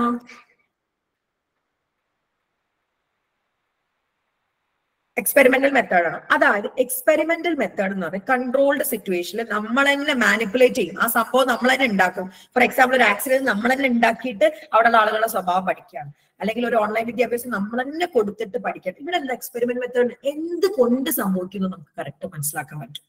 കാര്യകാരണങ്ങൾ, കാരണം നമ്മുടെ കൺട്രോളാണ് ആ സ്റ്റഡി നടക്കുക. 2 രീതിയിൽ എക്സ്പെരിമെന്റൽ മെത്തേഡ് നടക്കാം. ഒന്ന് ലബോറട്ടറി എക്സ്പെരിമെന്റ്, നമ്മൾ തന്നെ സെറ്റപ്പ് ചെയ്ത് നമ്മൾ തന്നെ ഓൺലൈൻ ക്ലാസ് കൊടുത്ത് നമ്മളെടുത്ത് തന്നെ കുട്ടികളെ നിർത്തിയിട്ട് പഠിക്കുകയാണെങ്കിൽ അത് ലബോറട്ടറി എക്സ്പെരിമെന്റൽ മെത്തേഡാണ്. നേരെ മറിച്ച് നമ്മുടെ കൺട്രോളല്ല അവരവരുടെ വീട്ടിൽ നിന്നാണ് ഓൺലൈൻ ക്ലാസ് കേൾക്കുന്നത്, പക്ഷേ നമ്മൾ അവരുടെ കാര്യങ്ങളൊക്കെ പഠിക്കുന്നുണ്ടെങ്കിൽ അത് നാച്ചുറൽ എക്സ്പെരിമെന്റൽ മെത്തേഡാണ്. ഓക്കെ ആണോ? ഓക്കെ ആണോ? പറഞ്ഞേ. ബാങ്ക് വിളിക്കുന്നുണ്ട്, ജസ്റ്റ് ഒന്ന് വെയിറ്റ് ചെയ്യണേ. ഒന്ന് ബാങ്ക് വിളിച്ചേട്ടെ.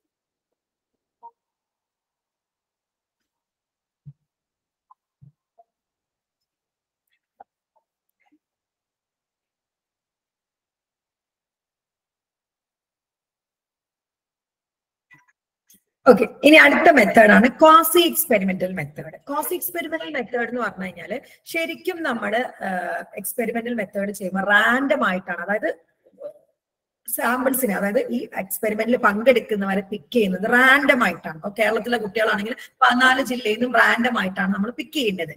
പക്ഷേ ചില കേസിൽ നമുക്ക് അങ്ങനെ കിട്ടൂല. അപ്പൊ ഉള്ളവരെ വെച്ച്, എക്സ്പെരിമെന്റൽ മെത്തേഡ് പോലെ തന്നെയാണ്, പക്ഷെ ഉള്ളവരെ വെച്ചിട്ടായിരിക്കും നമ്മൾ പഠിക്കാം. ഇപ്പൊ റേപ്പ് വിക്ടിംസ്, നമുക്ക് 14 ജില്ലയിൽ നിന്ന് 10 പേരെ വെച്ച് കിട്ടില്ല. ചിലപ്പോൾ കോഴിക്കോട് നിന്ന് 5 പേരെ കിട്ടും, കാസർഗോഡ് നിന്ന് ഒരാളായിരിക്കും അല്ലെ. ഉള്ളവരെ വെച്ച് പഠിക്കുക. അതിനെയാണ് ക്വാസി എക്സ്പെരിമെന്റൽ മെത്തേഡ് എന്ന് പറയുന്നത്. Quasi experiment is conducted in natural everyday life setting over which the researcher has less than complete control. കണ്ടോ, നാച്ചുറൽ സെറ്റിംഗ്സിലാണ്, എവറിഡേ ലൈഫ് സെറ്റിംഗ്സിലാണ് ചെയ്യുക. കംപ്ലീറ്റ് കൺട്രോൾ അല്ല. The lack of control over the setting arises from the very fact that it is an everyday life setting. Here the realism of the setting is relatively high and control relatively low. കണ്ടോ, ഇവിടെ natural സെറ്റിംഗ്സിൽ വെച്ചിട്ടാണ് നടത്തുക. Natural experimental പോലെ തന്നെയാണ്. ഇനി main ആയിട്ടുള്ള കാര്യം, the true randomized experiment by contrast in one which the researcher has complete control over the key features of the setting. However, this degree of control often involves a loss of realism. കണ്ടോ, ഈ ക്വാസിയും natural തമ്മിലുള്ള ഒരു വ്യത്യാസം എന്ന് പറയുന്നത് quasi real ലൈഫിൽ വെച്ച് മാത്രമാണ് ചെയ്യുക. മറ്റേ എക്സ്പെരിമെന്റൽ മെത്തേഡ് എങ്ങനെയാണ്, നമ്മുടെ കൺട്രോൾ, കംപ്ലീറ്റ് കൺട്രോളിലാണ് ചെയ്യുക ലബോറട്ടറിയിൽ വെച്ച്. ലബോറട്ടറിയിൽ റിയലിസം കുറയും, കൺട്രോൾ കൂടും. ക്വാസിയിലോ കൺട്രോൾ കുറവായിരിക്കും, റിയലിസം കൂടും. നേരത്തെ ഞാൻ പറഞ്ഞില്ലേ നാച്ചുറൽ സെറ്റിംഗ്സിൽ വെച്ച് ചെയ്യുന്നത്. ഇവിടെ it is sometimes possible to conduct a true randomized experiment in everyday settings. This is also called a field experiment. Field experiment എന്ന് വിളിക്കാറുണ്ട്. മെയിൻ ആയിട്ടുള്ള ഈ ഫീൽഡ് എക്സ്പെരിമെന്റ് എന്ന് വിളിക്കാനുള്ള കാരണം ഇവിടെ നമുക്ക് റാൻഡം ആയിട്ട് അതാണ് ട്രൂ റാൻഡമൈസ്ഡ് എക്സ്പെരിമെന്റ് എന്ന് പറഞ്ഞാൽ. റാൻഡം ആയിട്ട് നമുക്ക് പിക്ക് ചെയ്യാൻ പറ്റില്ല, റിയലിസ്റ്റിക് ആയിട്ട്. അതായത് റിയൽ ലൈഫ് സെറ്റിംഗ്സിൽ വെച്ചിട്ടാണ് നമ്മളിത് ചെയ്യാം. റേപ്പ് വിക്ടിമിന് വേണ്ടിയിട്ടാണ് നമുക്ക് റേപ്പ് വിക്ടിംസിനെ റേപ്പ് ചെയ്ത് ലബോറട്ടറിയിൽ വെച്ച് റേപ്പ് ചെയ്ത് റേപ്പ് വിക്ടിംസിനെ ഉണ്ടാക്കാനൊന്നും പറ്റൂല. അവരുള്ളടത്ത് പോയിട്ട് എക്സ്പെരിമെന്റ് ചെയ്യാം. ഇതാണ് ക്വാസി എക്സ്പെരിമെന്റ്. ശരിക്കും ഒരു എക്സ്പെരിമെന്റൽ മെത്തേഡ് തന്നെ. ക്വാസി എന്ന് വിളിക്കാനുള്ള കാര്യം എന്താ, ട്രൂ റാൻഡമൈസ്ഡ് ആയിട്ട് സാമ്പിൾസിനെ പിക്ക് ചെയ്യാൻ പറ്റില്ല, നാച്ചുറലി ഉള്ളതിനെ വെച്ച് പഠിക്കാം. അതിനെ കൊണ്ടാണ് ക്വാസി എക്സ്പെരിമെന്റ് എന്നതിനെ വിളിക്കുന്നത്. Sometime it is also called, ഫീൽഡിൽ വെച്ചിട്ട് നടക്കുന്നതിനെ കൊണ്ട് ഫീൽഡ് എക്സ്പെരിമെന്റ് എന്നും വിളിക്കാറുണ്ട്. ഓക്കെ ആണോ? ഓക്കെ ആണോ? ഇത്രയുമാണ് നമ്മുടെ സോഷ്യൽ സൈക്കോളജി പഠിക്കാനുള്ള മെത്തേഡ്സ്. ഏതൊക്കെയാണ്? ഒന്നുകൂടി പറയാം. ഒബ്സർവേഷണൽ മെത്തേഡ്, ഒബ്സർവ് ചെയ്തിട്ട് പഠിക്കുന്നതാണ് ഒബ്സർവേഷണൽ മെത്തേഡ്. രണ്ടാമത് കോറിലേഷൻ, അതായത് ഒന്ന് കൂടുമ്പോൾ ഒന്ന് കൂടുന്നുണ്ടോ കുറയുന്നുണ്ടോ. മൂന്നാമത് എക്സ്പെരിമെന്റൽ മെത്തേഡ്, കംപ്ലീറ്റ്ലി കൺട്രോൾഡ് സെറ്റിംഗ്സിൽ നമ്മുടെ തന്നെ. ഇവിടെ എന്താ പ്രത്യേകത, കാരണങ്ങളൊക്കെ നമുക്ക് കണ്ടുപിടിക്കാൻ പറ്റും. ഇനി ഈ ട്രൂ എക്സ്പെരിമെന്റൽ മെത്തേഡ് പോലെ തന്നെ റിയലിസ്റ്റിക് ആയിട്ട് ചെയ്യുകയാണെങ്കിൽ അതാണ് ക്വാസി എക്സ്പെരിമെന്റൽ മെത്തേഡ്. ഇവിടെ നമുക്ക് മാനിപ്പുലേഷൻ നടക്കൂല. അതായത് റേപ്പ് വിക്ടിമിനെ പഠിക്കണമെങ്കിൽ എക്സ്പെരിമെന്റ് ആണ്, നമ്മൾ തന്നെ റേപ്പ് വിക്ടിംസിനെ ഉണ്ടാക്കേണ്ടി വരും. ഇത് അങ്ങനെ പറ്റൂല. റിയലിസ്റ്റിക് ആയിട്ടുള്ളതിനെ എടുത്ത് പഠിക്കുന്നതിനെയാണ് ക്വാസി എക്സ്പെരിമെന്റൽ മെത്തേഡ് എന്ന് പറയുന്നത്. ഓക്കെ ആണോ?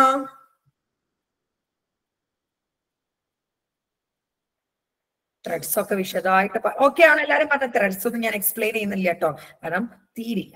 ഇനി എത്തനോഗ്രാഫി എന്താണെന്ന് ഒത്തിരി ക്വസ്റ്റ്യൻസ് വന്നിട്ടുണ്ട്. ജസ്റ്റ് എന്താണെന്ന് പറഞ്ഞുതരാം. The word ethnography relative literally means writing about peoples. Ethnos in Greek means folk for or people and graphia stands for writing. അതായത് ആളുകളെ പറ്റി എഴുതുക. Writing about peoples. ഗ്രീക്കിൽ എത്തനോ എന്ന് പറഞ്ഞാൽ ആളുകൾ എന്നും ഗ്രാഫിയ എന്ന് പറഞ്ഞാൽ റൈറ്റിംഗ് ആണ്. അപ്പൊ ആളുകളെ പറ്റി എഴുതുന്നതിനെയാണ് എത്തനോഗ്രാഫി എന്ന് പറയുന്നത്. Ethnography literally means a portrait of people. Ethnography is a written description of a particular culture. ഒരു പർട്ടിക്കുലർ കൾച്ചറിനെ പറ്റിയിട്ട് എഴുതുന്നതിനെയാണ് എത്തനോഗ്രാഫി. അവിടുത്തെ ആളുകളെ പറ്റി, അവരുടെ കൾച്ചറിനെ പറ്റി എഴുതുന്നതിനെയാണ് നമ്മൾ എന്ത്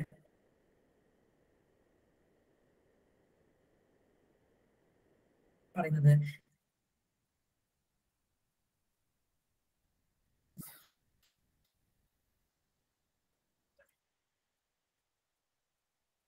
എഴുതുകയാണ് based on information collected through field work. Field വർക്കിലൂടെ കളക്ട് ചെയ്ത പിന്നെ ഡാറ്റ വെച്ചിട്ട് ഒരു കൂട്ടം ആളുകളുടെ അല്ലെങ്കിൽ ഒരു കൾച്ചറിന് അവരുടെ ബിലീഫ്, കസ്റ്റംസ്, ബിഹേവിയറിനൊക്കെ പറ്റി എഴുതുന്നതിനെയാണ് എത്തനോഗ്രാഫി എന്ന് പറയുന്നത്. Ethnography is the art and science of describing A group of culture. അല്ലെ, ഒരു ഗ്രൂപ്പിനെയോ ഒരു കൾച്ചറിനെയോ പറ്റിയിട്ട് അവരുടെ ആർട്ട് ആൻഡ് സയൻസ് ഒരു ഡിസ്ക്രൈബ് ചെയ്യാണ്. അതിനെയാണ് എത്തനോഗ്രാഫി എന്ന് പറയുന്നത്. The description may be of a small tribal group ആവാം, in an exotic land, or a classroom in middle class subway area. അതായത് ഒരു മിഡിൽ ക്ലാസ് കുട്ടികളെ പറ്റിയിട്ടോ അല്ലെങ്കിൽ ഒരു ട്രൈബൽ ഗ്രൂപ്പ്സിനെ പറ്റിയിട്ടോ അല്ലെങ്കിൽ ഒരു മതവിശ്വാസികൾ എന്തുവാ ഇങ്ങനെ എഴുതുന്നതിനെയാണ് എത്തനോഗ്രാഫി എന്ന് പറയും.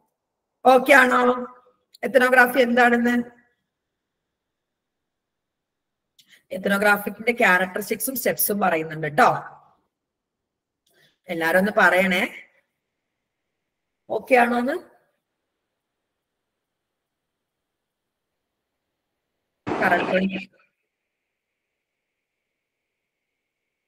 Current trends in social psychology ആണ്. അതില് പോപ്പുലേഷൻ കുറെ കാര്യങ്ങളൊക്കെ വരുന്നത്. ഒക്കെ പറഞ്ഞാൽ നമുക്ക് ഇമ്പോർട്ടന്റ് കാര്യങ്ങൾ പറഞ്ഞു പോകാൻ പറ്റില്ല. ഞാനാണെങ്കിൽ പറഞ്ഞാൽ അതിനെപ്പറ്റി ഇങ്ങനെ പറഞ്ഞു പോകും. അതുകൊണ്ട് ഒത്തിരി ടൈം എടുക്കും നമുക്ക്. ഇനി some ethical issues in social psychology research. ഒത്തിരി ക്വസ്റ്റ്യൻ പേപ്പറിൽ വന്നിട്ടുള്ളത് സോഷ്യൽ സൈക്കോളജി റിസർച്ചിന്റെ എത്തിക്സ് എന്തൊക്കെയാണ്? സോഷ്യൽ സൈക്കോളജി റിസർച്ച് ചെയ്യുന്നു, ഒരാൾ സോഷ്യൽ സൈക്കോളജിയിൽ ഒരു റിസർച്ച് ചെയ്യുമ്പോൾ പാലിക്കേണ്ട എത്തിക്സ്. First one, deception. അതായത് ചതിയോ വഞ്ചനയോ പാടില്ല. In the field of social psychology, ethical concerns have been focused on the use of deception by research. Most researchers agree that in many cases it is necessary to dispute key elements of a study in order to avoid having subjects' behavior influenced by what think it to be a true purpose of the study. നമുക്ക് എപ്പോഴും social സൈക്കോളജിയിൽ ഒരു study ചെയ്യുമ്പോൾ deception വേണ്ടി വരും. കാരണം അവരോട് പറയാൻ പറ്റില്ല. ഇപ്പൊ നോക്കിക്കേ, ഞാൻ പറയാണ്, ഞാൻ നിങ്ങളെയൊക്കെ ഒബ്സർവ് ചെയ്യാൻ പോവാണ് കേട്ടോ എന്റെ ഒരു സ്റ്റഡിക്ക് വേണ്ടി എന്ന് പറയുമ്പോൾ കൃത്യമായിട്ട് നിങ്ങൾ വളരെ നീറ്റായിട്ടായില്ലേ നമ്മളെ ഉണ്ണാൻ വേണ്ടിയിട്ട് നിൽക്കുന്ന സമയത്ത് ഫോട്ടോഗ്രാഫ് അങ്ങനെ തിന്നതിനിടയ്ക്ക് ഫോട്ടോഗ്രാഫ് വരുമ്പോൾ നമ്മളിങ്ങനെ ഇങ്ങനെയൊക്കെ ആവും അല്ലേ? അപ്പൊ സോഷ്യൽ സൈക്കോളജിയുടെ പല സ്റ്റഡീസും എന്താണെന്ന് വെളിപ്പെടുത്താൻ നമ്മളെ കൊണ്ട് പറ്റാറില്ല. പക്ഷെ മാക്സിമം അത് കുറയ്ക്കണം എന്നാണ് പറയുന്നത്. Deception may appear in the following forms. Implicit deception occur when actual situation is so different from what subject expect that they behave under incorrect assumptions. ഒന്നുമില്ല, നമ്മളെ സബ്ജക്റ്റ് ആക്കപ്പെടുകയാണെന്ന് പറഞ്ഞാൽ നമ്മുടെ സ്വഭാവത്തിൽ ഒത്തിരി വ്യത്യാസം വരാൻ ചാൻസ് ഉണ്ട്. സോ ഒത്തിരി കാര്യങ്ങളിൽ നമ്മൾ ഡിസെപ്ഷൻ വരാറുണ്ട്. അവിടെ മാക്സിമം ഡിസെപ്ഷൻ കുറയ്ക്കണം എന്നാണ് പറയുന്നത്. രണ്ടാമത്താണ് ഇൻഫോംഡ് കൺസെന്റ്. ശരിക്കും നമ്മൾ കൺസെന്റ് മേടിക്കണം. അതായത് നിങ്ങളെ ഞാൻ റിസർച്ചിൽ ഭാഗമാക്കാൻ പോവുകയാണ് എന്നും പറഞ്ഞുകൊണ്ട് അവരുടെ സമ്മതപത്രത്തിനെയാണ് കൺസെന്റ് എന്ന് പറയുന്നത്. Subject must voluntarily agree to participate in research without any coercion and must understand that participation involves. This is known as informed consent. അതായത് അവരെ നിർബന്ധപൂർവ്വം ഒരിക്കലും ഒരു സ്റ്റഡിയിൽ പങ്കെടുപ്പിക്കാൻ പറ്റില്ല. സ്റ്റഡിനെ പറ്റി പറഞ്ഞ് നിങ്ങൾ ഇതിനെ ഞാനൊരു ഭാഗമാക്കട്ടെ എന്ന് ചോദിച്ച് അവരുടെ സമ്മതപത്രം വാങ്ങിയിട്ട് പങ്കെടുപ്പിക്കാൻ പറ്റത്തുള്ളൂ. ഇതാണ് ഇൻഫോംഡ് കൺസെന്റ്. സോഷ്യൽ സൈക്കോളജിയുടെ കേസിൽ ഇതും കുറച്ച് ബുദ്ധിമുട്ടാണ് അവരുടെ കൺസെന്റ് വാങ്ങിയത്. കാരണം സൊസൈറ്റിയിൽ നിൽക്കുമ്പോൾ ഒരാളെ സ്വഭാവമല്ലേ പഠിക്കുന്നത്. മൂന്നാമതാണ് ഡീബ്രീഫിംഗ്. ചെയ്യാൻ പോണ സ്റ്റഡിനെ പറ്റിയിട്ട് ബ്രീഫായിട്ടല്ല, വളരെ വിശദമായിട്ട് പറഞ്ഞു കൊടുക്കണം എന്നാണ്. അതായത് എന്താണ് ഞാൻ ചെയ്യാൻ പോകുന്നത്, ഇതിന്റെ റിസൾട്ട് എന്തായിരിക്കും, റിസൾട്ട് അവരോട് പറഞ്ഞു കൊടുക്കണം. ഇത്രയും ഡീബ്രീഫ് ചെയ്ത് പറഞ്ഞു കൊടുക്കണം എന്നാണ്. At the end of their participation in study, subject should always be debriefed. Debriefing means explaining in some detail the purpose and procedure of the research. Purpose എന്തായിരുന്നു, procedure എന്തായിരുന്നു. Participants should be given an opportunity to ask questions and express their feelings. അവർക്ക് ചോദ്യം ചോദിക്കാനും ഈ സ്റ്റഡിനെ പറ്റിയിട്ട് ചോദ്യം ചോദിക്കാനും ഒക്കെയുള്ള അനുവാദം കൊടുക്കണം. First one deception. ഡിസെപ്ഷൻ എന്ന് പറഞ്ഞാൽ ശരിക്കും വഞ്ചന എന്നുള്ളതാണ്. അവരറിയാതെ ചെയ്യരുത് എന്നുള്ളതാണ് ഡിസെപ്ഷൻ. ഒരു രീതിയിലുള്ള വഞ്ചന പല സോഷ്യൽ സൈക്കോളജി മെത്തേഡും വഞ്ചിച്ചിട്ടല്ല ചെയ്യുക. കാരണം അവരറിയിക്കില്ല അവർ പാർട്ടിസിപ്പേറ്റ് ചെയ്യുന്നത്.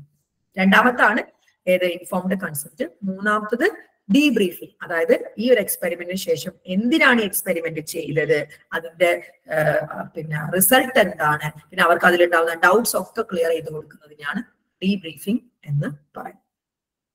ഓക്കെ ആണോ?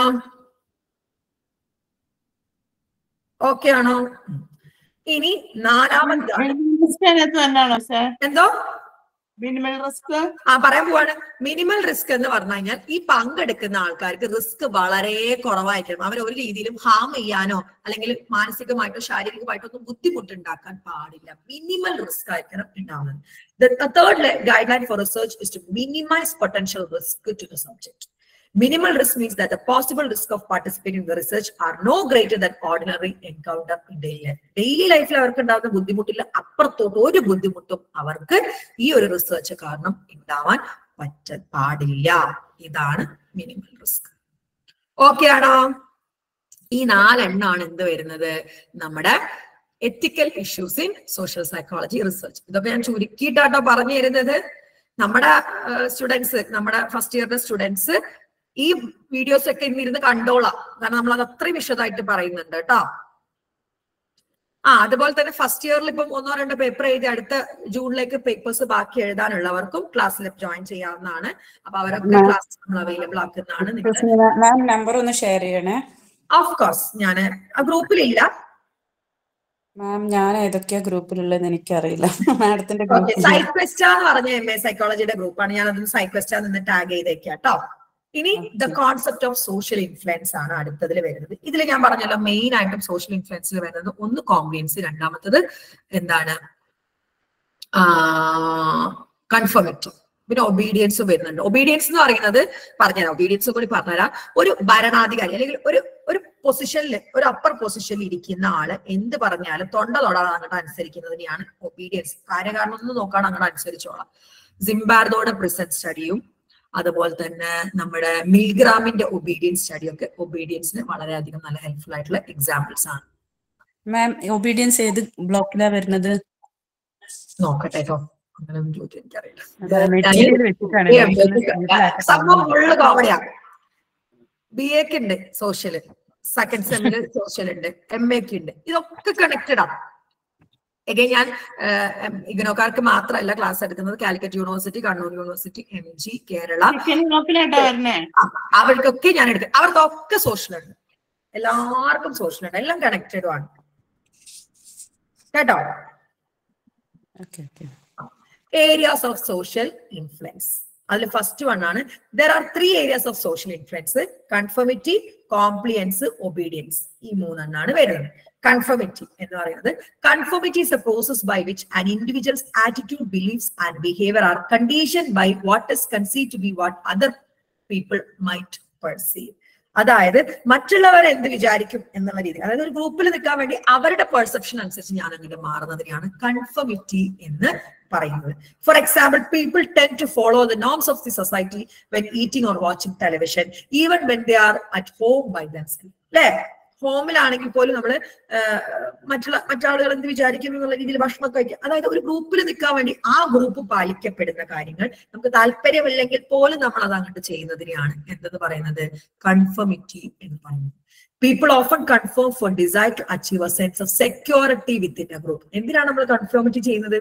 ആ ഗ്രൂപ്പിൽ സെക്യൂരിറ്റി, അതായത് ആ ഗ്രൂപ്പിന്റെ നോമിൽ വ്യതിചലിച്ച് പോയാൽ ആ ഗ്രൂപ്പിൽ നിന്ന് ചിലപ്പോൾ എന്നെ പുറത്താക്കിയാലോ എന്ന് വിചാരിച്ചിട്ടാണ് നമ്മൾ എന്ത് ചെയ്യുന്നത്, കൺഫർമിറ്റി ചെയ്യുന്നത്.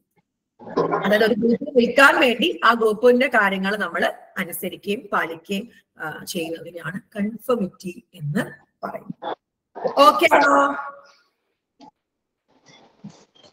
കൺഫർമിറ്റിയുടെ കാര്യങ്ങളുണ്ട്. Information influence, normative social influence, minority influence in conformity ഒക്കെ വരുന്നുണ്ട്. ഒന്നും പറഞ്ഞാൽ ഇപ്പൊ തീരൂല കേട്ടോ, ഒത്തിരി കാരണങ്ങൾ വരുന്നുണ്ട് കേട്ടോ.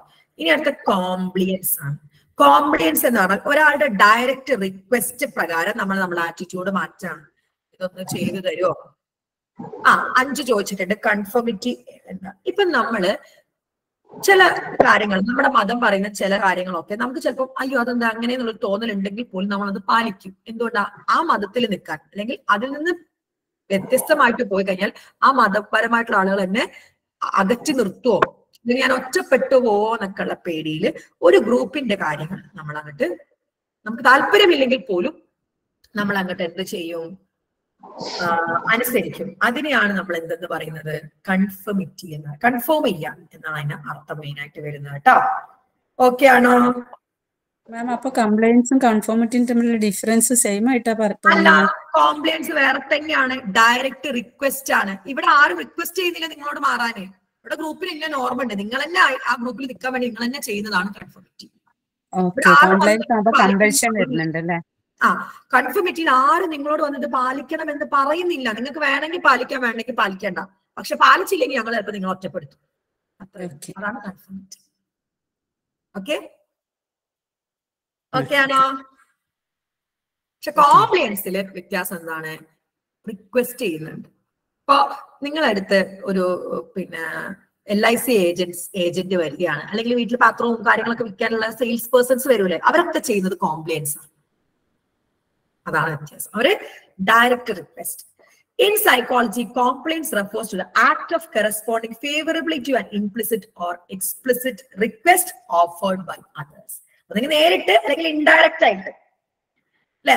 നാപ്റ്റോളൊക്കെ വരുന്ന കോംപ്ലിയൻസാ. ഇതാ തീരാൻ പോവുകയാണ്, ഇനി വെറും 2 എണ്ണം മാത്രം എന്നൊക്കെ പറയുന്നത് കോംപ്ലിയൻസാ. അവർ ഡയറക്റ്റ് പറയുന്നില്ല നിങ്ങൾ വാങ്ങിക്കുമെന്ന്. പക്ഷെ അവരെന്താ പറയുന്നത്, തീരാൻ പോവാണ്, വേണമെങ്കിൽ വാങ്ങിക്കും. ഒരു ഡയറക്റ്റ് റിക്വസ്റ്റ് ചെയ്യുന്നുണ്ട്.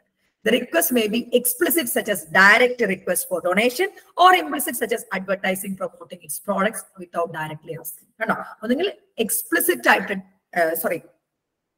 എക്സ്പ്ലിസിറ്റ് ആയിട്ട് ഡയറക്ട്ലി പറയും വാങ്ങുമെന്ന്, അല്ലെങ്കിൽ ഇൻഡയറക്റ്റ് ആയിട്ട്.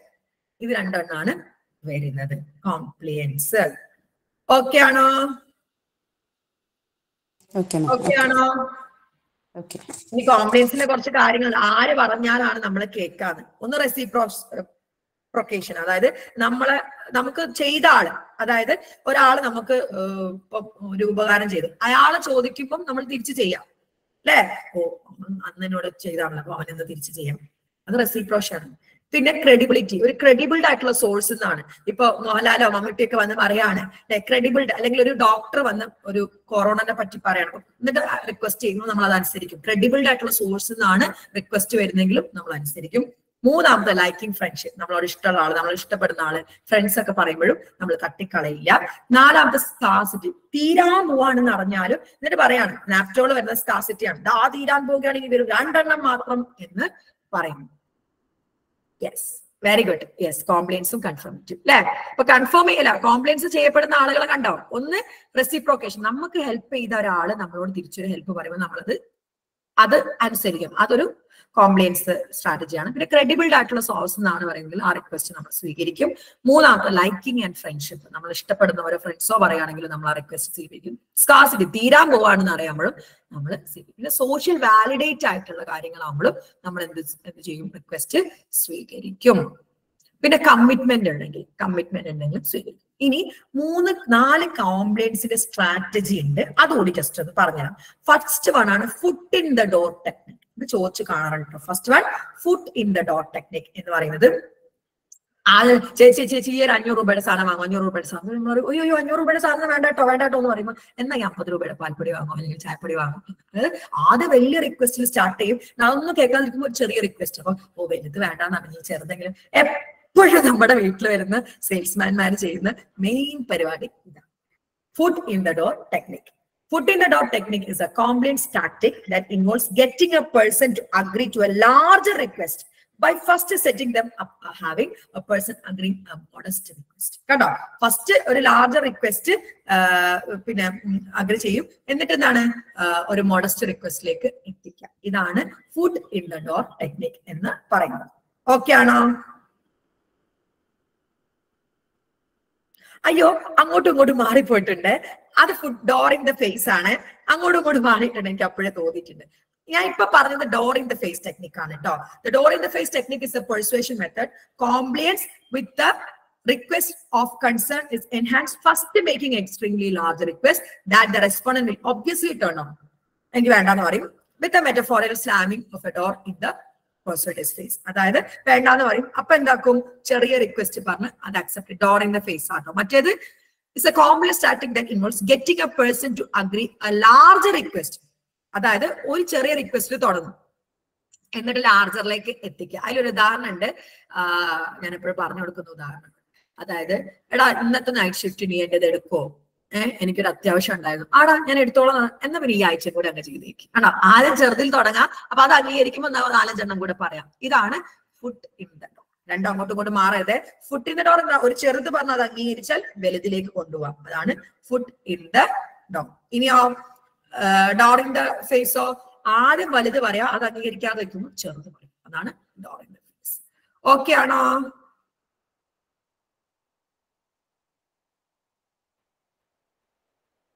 ഓക്കെ ആണോ? മനസ്സിലായോ? ഇനിയാണ് ലോ ബോൾ ടെക്നിക്. 1 രൂപയ്ക്ക് ഒരു ഫോൺ എന്നൊക്കെ പറയൂലേ, എന്നിട്ട് അവിടെ സ്റ്റാർ ഇട്ടിട്ട് കണ്ടീഷൻസ് അപ്ലൈ എന്ന് കൊടുത്തിട്ടുണ്ട്. ആ കണ്ടീഷൻസിൽ എന്താണെന്നുള്ളതാണ് പിന്നെ. The low ball is a persuasion and selling technique in which an item or service is offered at a lower price than is actually intended to be charged. Lower price പറയും, after which the price is raised to increase profit. നമ്മൾ ആദ്യം 500 രൂപയോളം പിന്നെ അത് വാങ്ങി ബില്ലടിച്ച് നോക്കുമ്പോൾ GST മറ്റേ ST മറിച്ച് ST എന്നൊക്കെ വലിയ വരും. അതായത് ആദ്യം കുറഞ്ഞ എമൗണ്ട്, പക്ഷെ അത് കുറെ കാര്യങ്ങൾ വരുമ്പോൾ അതേ എമൗണ്ട് തന്നെ. ഇതാണ് ലോ ബോൾ ടെക്നിക് എന്ന് പറയുന്നു. ഇത്രയുമാണ് കേട്ടോ നമ്മുടെ കോംപ്ലിയൻസിന്റെ സ്ട്രാറ്റജീസ് എന്ന് പറയുന്നു. ഓക്കെ ആണോ? പറഞ്ഞേ ഓക്കെ ആണോ എന്ന്. ഇനി ഒബീഡിയൻസ് ആണ് അടുത്ത പറയാൻ പറ്റുന്നത്. Obedience is a form of social influence where an individual acts in a response to a direct order from other individual who's usually authority figure. ഒരു അതോറിറ്റി ഫിഗർ ഡയറക്ട്ലി ഓർഡർ ഇടുകയാണ് കേട്ടോ. കോംപ്ലൈൻസ് റിക്വസ്റ്റ് ആയിരുന്നു, ഇവിടെ order ഇടുകയാണ്, നീ അത് പോയി ചെയ്യേ. ചിലപ്പോൾ ചെയ്യാൻ താല്പര്യം പിന്നെ ഒരു അതോറിറ്റി ഫിഗർ ആയിട്ട് നമ്മൾ അത് തൊടാതെ അനുസരിക്കുക. അതിനെയാണ് ഒബീഡിയൻസ് എന്ന് പറയുന്നത്. It is assume that without such an order the person would not have acted in way. ആ ഓർഡർ കിട്ടിയിരുന്നില്ലായിരുന്നെങ്കിൽ ഒരിക്കലും ആ ഓർഡർ പറയണം. ഇപ്പൊ എന്നോട് ഒരാളെ കൊല്ലാൻ പറയാണ്, ഞാൻ ഒരിക്കലും ചെയ്യില്ല, പക്ഷെ ഒരു അതോറിറ്റി ഫിഗർ എന്നെ നിർബന്ധിക്കാകുമ്പോൾ ഞാനത് ചെയ്തു പോകും. അതാണ് ഒബീഡിയൻസ് എന്ന് പറയുന്നത്.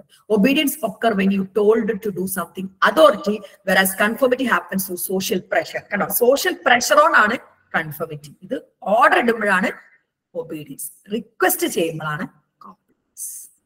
മൂന്ന് മനസ്സിലായോ? അതൊന്നും കൂടി പറയോ? അതായത് ഒബീഡിയൻസ് എന്ന് പറയുമ്പോൾ റിക്വസ്റ്റ് ആണ്, സോറി ഓർഡർ ഇടുക. ഒരു അതോറിറ്റി ഫിഗർ നിങ്ങളോട് ഓർഡർ നിർബന്ധിക്കുകയാണ് ചെയ്യാൻ, ഓർഡർ ഇടുകയാണ്. അതാണ് ഒബീഡിയൻസ്. ഒബീഡിയൻസിന് ഉണ്ട് നമ്മുടെ മിൽഗ്രാമിന്റെ സ്റ്റഡി പറയുന്നത്. മിൽഗ്രാമിന്റെ സ്റ്റഡിയിലാട്ടോ ഒബീഡിയൻസ് ഏറ്റവും കൂടുതൽ പറയുന്നത്. അപ്പൊ മിൽഗ്രാം പിന്നെ എന്താണ്, കുറച്ച് ആളുകളെ വിളിച്ചിട്ട് പറഞ്ഞു, നിങ്ങളെ ഞാൻ ഒരു പണി ഏൽപ്പിക്കാൻ പോവാണ്, അപ്പുറത്തെ ആളോട് കുറച്ച് ക്വസ്റ്റ്യൻ ചോദിക്കണം, തെറ്റ് പറയുമ്പോൾ നിങ്ങൾ ഷോക്ക് കൊടുത്തോണ്ടിരിക്കണം എന്ന്. ശരിക്കും ഈ ക്വസ്റ്റ്യൻ ആൻസർ പറയുന്ന ആളെ മിൽഗ്രാം നിർത്തിയ ആളാണ്. എന്നിട്ട് ഇയാൾ എപ്പോഴും തെറ്റിച്ചുകൊണ്ടിരുന്നു. അപ്പൊ മിൽഗ്രാം പറഞ്ഞ പ്രകാരം ഇവരിങ്ങനെ ഷോക്ക് കൊടുത്തു. അപ്പുറത്തെ ആൾ കരയുന്നത് കേട്ടിട്ടും ഷോക്ക് നിർത്താതെ ഷോക്ക് കൊടുത്തോണ്ടിരുന്നു. അപ്പുറത്തെ ആൾ നല്ല വേദന എടുത്ത് കരയുന്ന പോലെ അഭിനയിക്കുന്നതൊക്കെയാണ്. എന്നിട്ട് ഇയാൾക്ക് മനസ്സിലായി നിനക്ക്, ബിക്കോസ് മിൽഗ്രാം പറഞ്ഞതാ. മിൽഗ്രാം പറഞ്ഞതിനെ കൊണ്ട്, അതായത് ഒരു അതോറിറ്റി ഫിഗർ നിങ്ങളോട് ആജ്ഞാപിക്കുമ്പോൾ അത് നിങ്ങൾക്ക് ചെയ്യാൻ താല്പര്യമില്ലെങ്കിൽ പോലും നിങ്ങൾ അത് ചെയ്തു പോകുന്നതിനെയാണ് ഒബീഡിയൻസ് എന്ന് പറയുന്നത്. ഒബീഡിയൻസിൽ ഏറ്റവും ഇമ്പോർട്ടന്റ് ആയിട്ടുള്ള കേട്ടോ സിംബാർദോയുടെ പ്രിസൺ സ്റ്റഡി വരുന്നുണ്ട് ഒബീഡിയൻസിൽ കേട്ടോ. പ്രിസൺ സ്റ്റഡി എനിക്ക് തോന്നുന്നു എൻ്റെ അടുത്ത് വീഡിയോ ഉണ്ട് ഒബീഡിയൻസിന്, ഉണ്ടെങ്കിൽ ഞാൻ സിംബാർദോയുടെ പ്രിസൺ സ്റ്റഡി ഒക്കെ ഉൾപ്പെടുത്തിയിട്ടുള്ള ഇട്ട്. ഓക്കെ ആണോ? നമുക്കായിരുന്നു ഞാൻ സിംബാർദോയുടെ പ്രിസൺ സ്റ്റഡി എടുത്തിട്ടുണ്ടായിരുന്നത്, എന്റെ കയ്യിലുണ്ടത്, ഞാൻ ഇട്ട്. ഓക്കെ, ഒബീഡിയൻസ് എന്ന് പറയുന്നത് മൂന്ന് മനസ്സിലാക്കേ. ഒരു സോഷ്യൽ പ്രഷർ കാരണം ആ ഒരു ഗ്രൂപ്പിൽ നിൽക്കാൻ വേണ്ടിയിട്ട് നമ്മൾ ചെയ്യുന്നതാണ് കൺഫർമിറ്റി. ഒരാൾ റിക്വസ്റ്റ് ചെയ്യുമ്പോൾ ചെയ്യുന്നതാണ് കോംപ്ലിയൻസ്. ഒരാൾ ഓർഡർ, ഒരു അതോറിറ്റി ഫിഗർ ഓർഡർ ഇടുമ്പോൾ ചെയ്യുന്നതാണ് ഒബീഡിയൻസ്. ഓക്കെ ആണോ? പറഞ്ഞേ.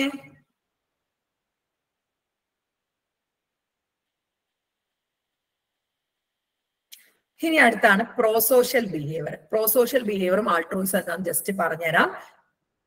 Stop define prosocial behaviour as a voluntary behaviour intent to benefit other person. മറ്റൊരു പേഴ്സണ് ബെനിഫിറ്റ് ചെയ്യാൻ വേണ്ടി നമ്മൾ ചെയ്യുന്ന എന്ത് പ്രോസോഷ്യൽ ആണ്. Voluntarily emphasize spontaneous initiative by actor in contrast to professional help. Voluntarily ആണ്, നമ്മള് പ്രൊഫഷണൽ ഹെൽപ്പ് അല്ല, നമ്മൾ വളണ്ടറിലി അങ്ങോട്ട് ചെയ്തു പോവുകയാണ്. ഒരു കുഞ്ഞു വീഴുമ്പത്തി നമ്മൾ അറിയാതെ തന്നെ ഓടിപ്പോയിട്ട് അതിനെടുക്കും. വോളണ്ടറിലി ആണ്, പ്രൊഫഷണൽ ആയിട്ടുള്ള ഹെൽപ്പ് ഒന്നുമില്ല, വോളണ്ടറിലി നമ്മൾ അങ്ങോട്ട് ചെയ്യുക. Pro-social behavior may include helping, sharing, giving, and comforting. Pro-social behavior is defined as any performed with the goal benefiting other person. മറ്റൊരു പേഴ്സണ് ബെനിഫിറ്റ് ചെയ്യാൻ വേണ്ടി, കിട്ടാൻ വേണ്ടി നമ്മൾ ചെയ്യുന്ന എന്തും എന്താണ് pro-social behavior. ഇനി pro-social behavior altruism തമ്മിലുള്ള വ്യത്യാസമാണ്. Pro-social behavior is often accompanied by psychological and social reward for its performer. In the long run, individual can benefit from living in a society where pro-sociality is common. കണ്ടോ, ഇവിടെ pro-social behavior social reward അല്ലെങ്കിൽ psychological reward നമുക്ക് കിട്ടുന്നുണ്ട്. ഒന്നുകിൽ മനസ്സിനൊരു സുഖം, അല്ലെങ്കിൽ മറ്റുള്ളവരുടെ ഒരു താങ്ക് യു, ഇത് നമുക്ക് കിട്ടുന്നുണ്ട്. ഇതാണ് pro-socialന്റെ പ്രത്യേകത. അതായത് നമുക്ക് എന്തോ തിരിച്ച് കിട്ടുന്നുണ്ട്. ആൾട്രൂയിസം എന്ന് പറയുമ്പോൾ is generally defined as any form of voluntary act intended to favor another without expectation of reward. ഒന്നും എക്സ്പെക്ട് ചെയ്യാതെ നമ്മൾ ചെയ്യുകയാണെങ്കിൽ അതാണ് ആൾട്രൂയിസം എന്ന് പറയുന്നത്. അതാണ് pro-socialും ആൾട്രൂയിസവും തമ്മിലുള്ള വ്യത്യാസം. ഓക്കെ ആണോ?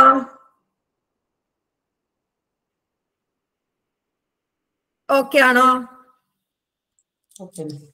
ഇനി pro-social behavior in emergency situation. ഒരു എമർജൻസി സിറ്റുവേഷൻ നമ്മൾ എങ്ങനെയാ pro-social behavior ചെയ്യാനുള്ള സ്റ്റെപ്സ് ആണ്. 4 സ്റ്റെപ്പ് എങ്ങാനാണ്. Yes, okay. ഫസ്റ്റ് വൺ ആണ് നോട്ടീസിങ് the emergency. നമ്മൾ നോക്കുകയാണ് അവിടെ എന്തോ ഒരു ബഹളം നടക്കുന്നുണ്ടല്ലോ എന്നാണ്. Noticing an emergency. ഇനി ഇന്റർപ്രറ്റ് ചെയ്യാണ് an emergency. അയ്യോ ഒരു കുട്ടി വെള്ളത്തിൽ വീണതാണ്. Interpreting an emergency. ആദ്യം നമ്മൾ നോട്ടീസ് ചെയ്തു, രണ്ടാമത്തെ നമ്മൾ ഇന്റർപ്രറ്റ് ചെയ്തു. മൂന്നാമത്തെ assuming that it's your responsibility to help. വിചാരിക്കണം അയ്യോ ആ കൊച്ചിനെ നമുക്ക് രക്ഷിക്കണം. It's responsibility to help. Knowing what to do. നാലാമത്തെ എനിക്ക് നീന്തല് അറിയാം. ഇനി making the decision to help. ഞാൻ പോയി രക്ഷിച്ചേക്കാം. ഈ 4 സ്റ്റെപ്സ് ആണ് prosocial behaviour in emergency situation. Emergency notice ചെയ്യുക, ഇനി അതൊരു എമർജൻസി ആണെന്ന് ഇന്റർപ്രറ്റ് ചെയ്യുക, എനിക്ക് എന്താ ചെയ്യേണ്ടതെന്ന് അല്ല എന്റെ റെസ്പോൺസിബിലിറ്റി ആണെന്ന് അറിയാം, എനിക്ക് അറിയാം ചെയ്യേണ്ടത് എന്താണെന്ന് ചെയ്യാം. ഇവിടെ എന്താണെന്നറിയോ, നോയിങ് വാട്ട് ടു ഡു. ഞാൻ ആ ക്ലാസ് എടുക്കുന്ന സമയത്ത് പറഞ്ഞു കൊടുത്തിട്ടുണ്ടായിരുന്നു. ഒരാള് കിണറ്റിൽ വീണു, അപ്പൊ ആംബുലൻസ് വന്നിട്ടുണ്ട്. അപ്പൊ ഒരാള് ഓടി വന്ന് ഈ കിണറ്റിൽ വീണ ആളെ നേരെ എടുത്ത് അയാൾക്ക് പറ്റാത്ത വെയിറ്റ് ആയിരുന്നത് ഓടിക്കൊണ്ടുപോയിട്ട് ആ സ്ട്രക്ചറിന്റെ അവിടെ കൊണ്ടുപോയി. ഈ ഇടല് അയാളുടെ സ്പൈൻ ബ്ലോക്കായി പൊട്ടി അയാള് എന്നേക്കുമായിട്ട് കിടപ്പിലായി. അതാണ് അറിയാവുന്ന പണി. നമുക്ക് പ്രോ സോഷ്യൽ ഒക്കെയാണ്, നമുക്ക് അറിയാവുന്ന പണിയൊക്കെ. നമുക്ക് അറിയില്ല എങ്കിൽ അറിയുന്ന ആൾക്കാരെ നമ്മൾ വിളിക്കുക. അതുകൊണ്ടാണ് ഈ നോയിങ് വാട്ട് ടു ഡു. ശരിയാണ്, എമർജൻസി ആണ് നോട്ടീസ് ചെയ്തു, ഇന്റർപ്രറ്റ് ചെയ്തു, എന്റെ റെസ്പോൺസിബിലിറ്റി ആണ്. നമുക്ക് അറിയില്ലെങ്കിൽ അറിയുന്ന ആളൊന്നെങ്കിൽ ഫയർഫോഴ്സിനെയോ എയർ ആംബുലൻസിനെയോ ഒക്കെ വിളിച്ചിട്ട് ചെയ്യാം. അല്ലാതെ അറിയാതെ പണിയെടുക്കുക.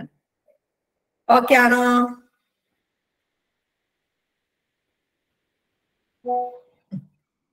ഇനിയാണ് ആരും മിണ്ടുന്നില്ല. ഓക്കെ ആണോ? എന്താണ് പ്രോ സോഷ്യൽ ബിഹേവിയറിലെ എമർജൻസി ക്വസ്റ്റ്യൻ? ഹെൽപ്പിംഗ് ബിഹേവിയറിലുള്ള രസകരമാട്ടോ. ഫാക്ടേഴ്സ്, എന്തൊക്കെ കാരണം കൊണ്ട് നമ്മൾ മറ്റൊരാളെ ഹെൽപ്പ് ചെയ്യാം? ഒന്ന് ഫിസിക്കൽ അട്രാക്റ്റീവ്നെസ്.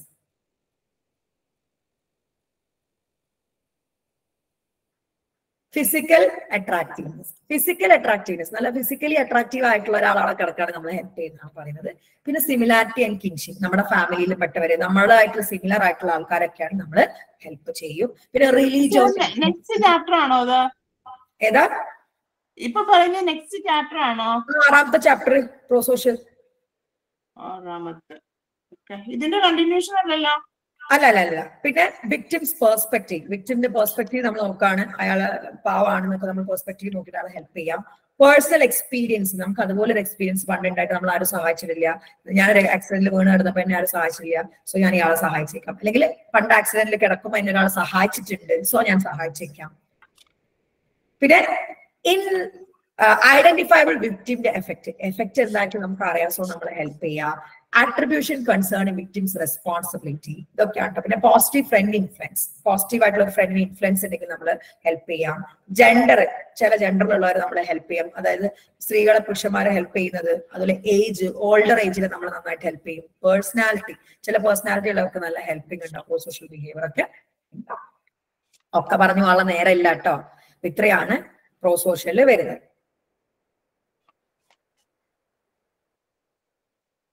ഇനി ഇന്റർപേഴ്സണൽ അട്രാക്ഷൻ ആണ്. ഇന്റർപേഴ്സണൽ അട്രാക്ഷൻ ഒന്നും ഞാൻ കൂടുതൽ പറയുന്നില്ല കേട്ടോ, കാരണം നമുക്ക് സമയപരിമിതി ഉണ്ട്. ഇനി എക്സ്ക്യൂസ് മീ പറഞ്ഞോളൂ മാം, സോഷ്യൽ ലേണിംഗ് തിയറി എന്ന് പറഞ്ഞൊരു സംഭവം ബന്ധൂരന്റെ ഉണ്ട്. അത് മുമ്പ് എവിടെയോ വേറെ ഏതോ ഒരു സബ്ജക്റ്റിൽ എല്ലാത്തിലും ഉണ്ട്. സോഷ്യൽ ലേണിംഗ് തിയറി എന്ന് പറയുന്നത് കണ്ടു പഠിക്കുക എന്നുള്ള അർത്ഥമാണ്. ബന്ധൂരയുടെ സോഷ്യൽ ലേണിംഗ് തിയറി എന്ന് പറഞ്ഞാൽ ഒരു ബിഹേവിയർ നമ്മൾ കണ്ടു പഠിക്കുകയാണ്, അതാണ് സോഷ്യൽ ലേണിംഗ്. കോഗ്നിറ്റീവില് വരുന്നുണ്ട്, പേഴ്സണാലിറ്റിയിൽ വരുന്നുണ്ട്, സോഷ്യൽ സൈക്കോളജി. ഇന്നലത്തെ ക്വസ്റ്റ്യൻ അല്ലേ? യെസ്, അത് എല്ലാത്തിലും ഉണ്ട് കേട്ടോ. ഞാൻ അഗ്രഷൻ കൂടെ പറയാട്ടോ. Aggression and violence. Okay, human aggression is any behavior directed towards another individual that is carried out with the proximate immediate intents to cause harm. മറ്റൊരാളെ ഹാം ആക്കണം എന്നുള്ള ഇന്റൻഷനോടെ ചെയ്യുന്ന എന്ത് കാര്യമാണ്, എന്ത് ബിഹേവിയർ ഹ്യൂമൻ അഗ്രഷൻ ആണ്. In addition, the perpetrator must believe that the behavior will harm the target and the target is motivated to avoid the behavior. അതായത് Ham ചെയ്യണം എന്നുള്ള ഉദ്ദേശം കൊണ്ട് ചെയ്യണം, അതാണ് അവരെ വേദനിപ്പിക്കാന്നുള്ള ഉദ്ദേശത്തോടല്ലാതെ ചെയ്യുന്നത് ഒരിക്കലും അഗ്രഷൻ അല്ല കേട്ടോ. ഞാനിപ്പോ ഈ ഇത് നീക്കുമ്പോൾ ഇവിടെ ആരോ വന്ന് തട്ടിപ്പോയത്, ഇറ്റ്സ് നോട്ട് അഗ്രഷൻ. അല്ല, കട്ടിച്ച് ഒരാളെ വേദനയാക്കണം എന്നുള്ള ഇന്റൻഷനോടെ ചെയ്യുകയാണെങ്കിൽ that is aggression. Aggression is the delivery of an aversive stimulus from one person to another with intent to harm and with an expectation of causing such harm when other person is motivated to escape or avoid the stimulus. മറ്റേ ആൾക്ക് escape ചെയ്യണമെങ്കിൽ avoid ചെയ്യണം, ഓടി ഒളിക്കാൻ രീതിയിൽ ഇന്റൻഷനോടെ ഞാൻ ചെയ്യുന്ന എന്ത് പ്രവർത്തിയും എന്താണ് aggression ആണ്. ഇനി classification of aggression ആണ്, types ആട്ടോ പറയുന്നത്. Instrumental versus hostile aggression ഉണ്ട്. Okay. Feshbach originally developed this typology and it has been elaborated upon more recently by Atkins. നമ്മുടെ Feshbach ഉണ്ടാക്കിയ ഒരു classification ആണ് instrumental versus hostile. അത് വിപുലീകരിച്ചത് Atkins ആണ്. The influential model separates aggression into instrumental and hostile function. Instrumental aggression produces some positive reward or advantages on the aggressor unrelated to the victim's discomfort.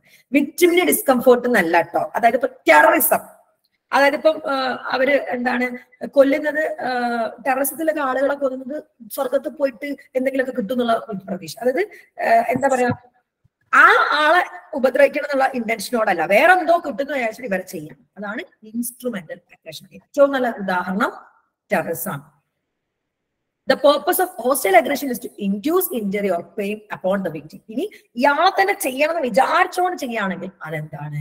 Hostile aggression. മറ്റേത് വേറെന്തോ കിട്ടുന്ന വിചാരിച്ച് ചെയ്യുന്നതാണ് hostile. ഇതെന്താണ്? യാതന ചെയ്യണമെന്ന് വിചാരിക്കാൻ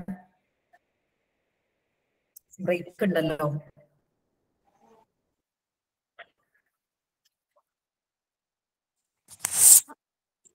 ബ്രേക്കായി.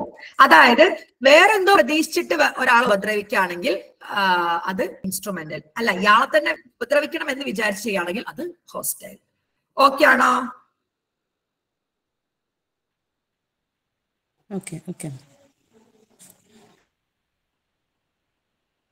ഇനിയാണ് proactive and reactive aggression. A number of recent studies of aggression draw a distinction between reactive and proactive aggression. Reactive aggression, the first of this term refers to aggressive behavior that is enacted in response to provocation. Endada ennu paranju varumbo a provoke cheyyumbom react cheyyam. അതാണ് reactive aggression. അതായത് തന്നെ പോയി ചെയ്യുന്നതല്ല, മറ്റേ ആൾ provoke ചെയ്തതിനെക്കൊണ്ട് react ചെയ്യാം. such as an attack or an insult. And it is manifested in both self-defensive and angry. Self-defensive item, angry actions lokke cheyam. The latter one, അതായത് proactive aggression എന്ന് പറയുന്നത് that is initiated without apparent provocation. Provocation ഒന്നുമില്ല, directly പോയിട്ട് അങ്ങ് attack ചെയ്യാം. such as we see bullying behavior. ഒന്നൊന്ന് reaction ആയിട്ട് ചെയ്യാണ്, മറ്റേത് കാരണമൊന്നും ഇല്ലാണ്ട് പോയി ചെയ്യാം. ഇതാണ് proactive, reactive. ഓക്കെ ആണോ?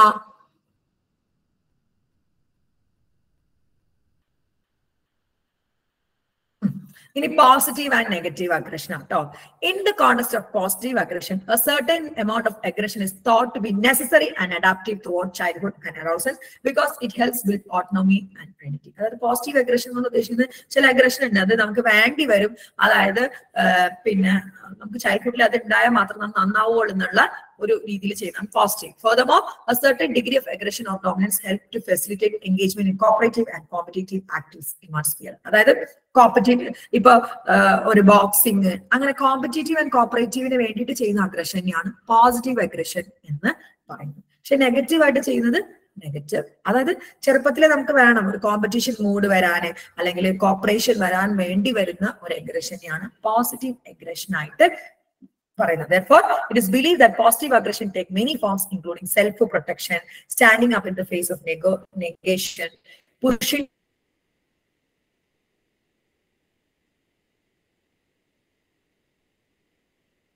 for a few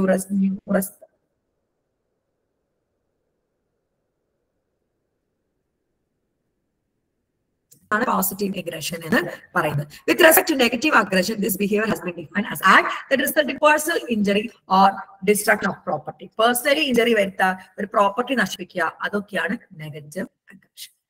ഓക്കെ ആണോ? ഒന്ന് പറയോ റിയാക്റ്റീവ് അഗ്രഷൻ? എടാ, നമ്മൾ ആരെങ്കിലും അതിന് പ്രൊവോക്കേഷൻ എന്താ പറയാ, എന്നാ വടത്തല്ലടന്നൊക്കെ നമ്മള്, അതായത് നമ്മള് പ്രൊവോക്ക് ചെയ്തിട്ട് നമ്മൾ റിയാക്ട് ചെയ്യാം. ആ അഗ്രഷൻ നമ്മൾ ആരെങ്കിലും ഉപദ്രവിക്കാൻ പോകുമ്പോൾ നമ്മൾ തിരിച്ച് റിയാക്ട് ചെയ്യുന്നതാണ് റിയാക്റ്റീവ് അഗ്രഷൻ. ഒരു കാരണം കൂടാതെ ചെയ്യുന്നതാണ് പ്രൊആക്റ്റീവ് അഗ്രഷൻ. ഓക്കെ ആണോ? ഓക്കെ ആണോ? ഇനി അഗ്രസീവ് ബിഹേവിയറിന്റെ കാരണങ്ങൾ പറയുന്നുണ്ട് കേട്ടോ. ഒത്തിരി കാരണങ്ങൾ പറയുന്നുണ്ട്. ന്യൂറോഫിസിയോളജിക്കൽ പെർസ്പെക്റ്റീവിൽ പറയുന്നത് എന്താന്ന് വെച്ച് കഴിഞ്ഞാല് ബയോളജിക്കൽ കോഴ്സസ്, ബ്രെയിനിന്റെ ഡിസ്ഫങ്ഷൻ കാരണം നമുക്ക് അഗ്രഷൻ വരാം.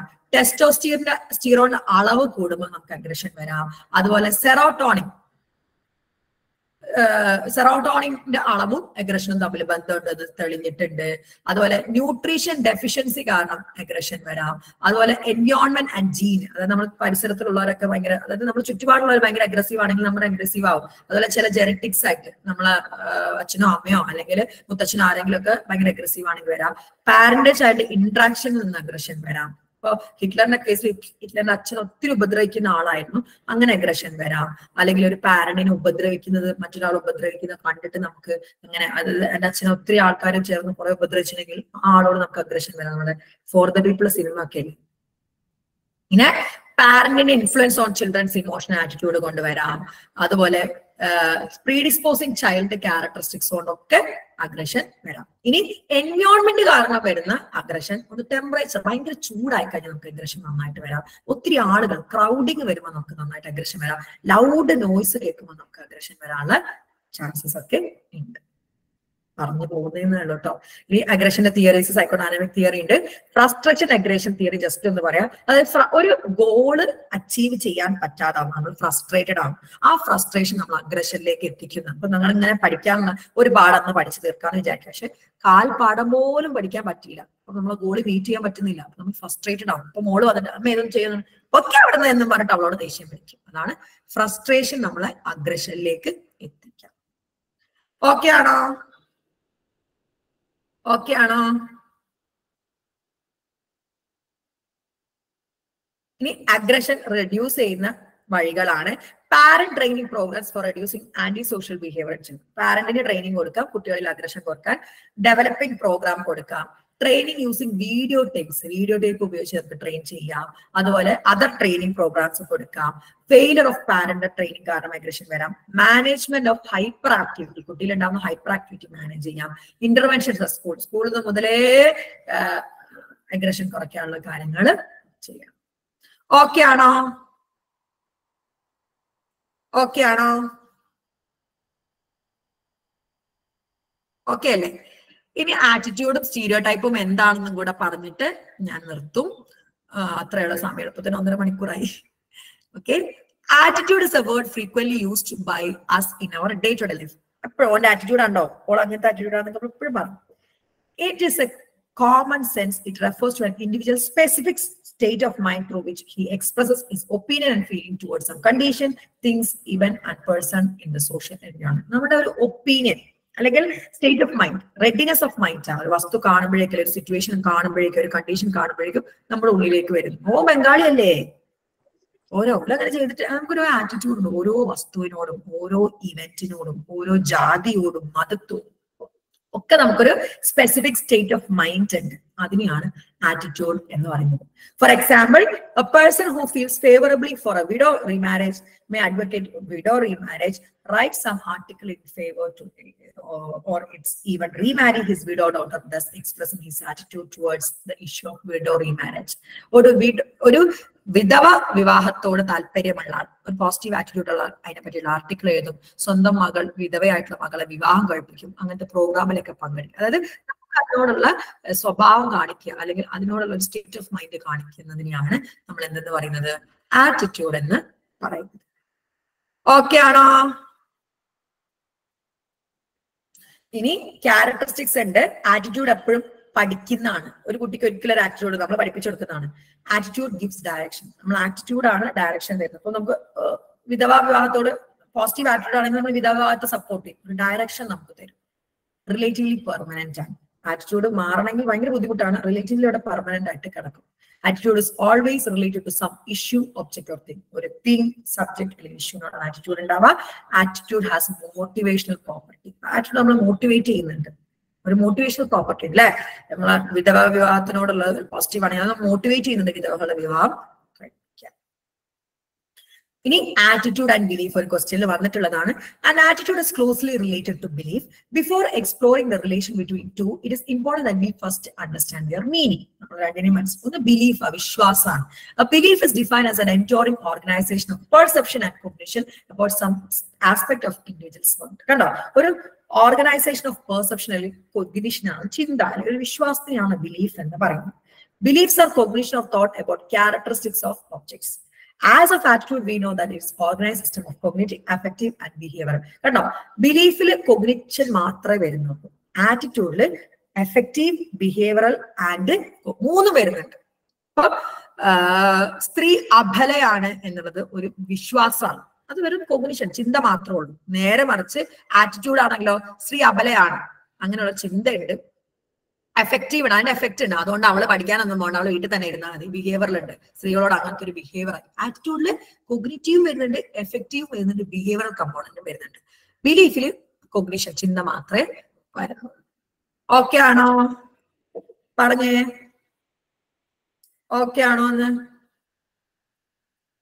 ആറ്റിറ്റ്യൂഡിൽ എന്തൊക്കെ വരുന്നത് ഒന്നുകൂടെ പറയാമോ? ആറ്റിറ്റ്യൂഡിൽ കൊഗ്നിഷനും എഫക്റ്റീവും ബിഹേവിയറലും വരുന്നുണ്ട്. ബിലീഫില് കൊഗ്നിഷൻ മാത്രമേ, ചിന്ത മാത്രമേ. ഇപ്പം സ്ത്രീ അബലയാണെന്നുള്ള ചിന്ത മാത്രം എന്താണ്? ബിലീഫാണ്. സ്ത്രീ അബലയാണെന്നുള്ള ചിന്ത, അത് കാരണം എഫക്റ്റീവായിട്ട് അവളെ ജോലിക്കൊന്നും വിടാതിരിക്കുക, പഠിപ്പിക്കാതിരിക്കുക, എഫക്റ്റീവാണ്. സ്ത്രീകളോട് അങ്ങനത്തെ ഒരു ബിഹേവിയർ എടുക്കുക, അതെന്താണ്?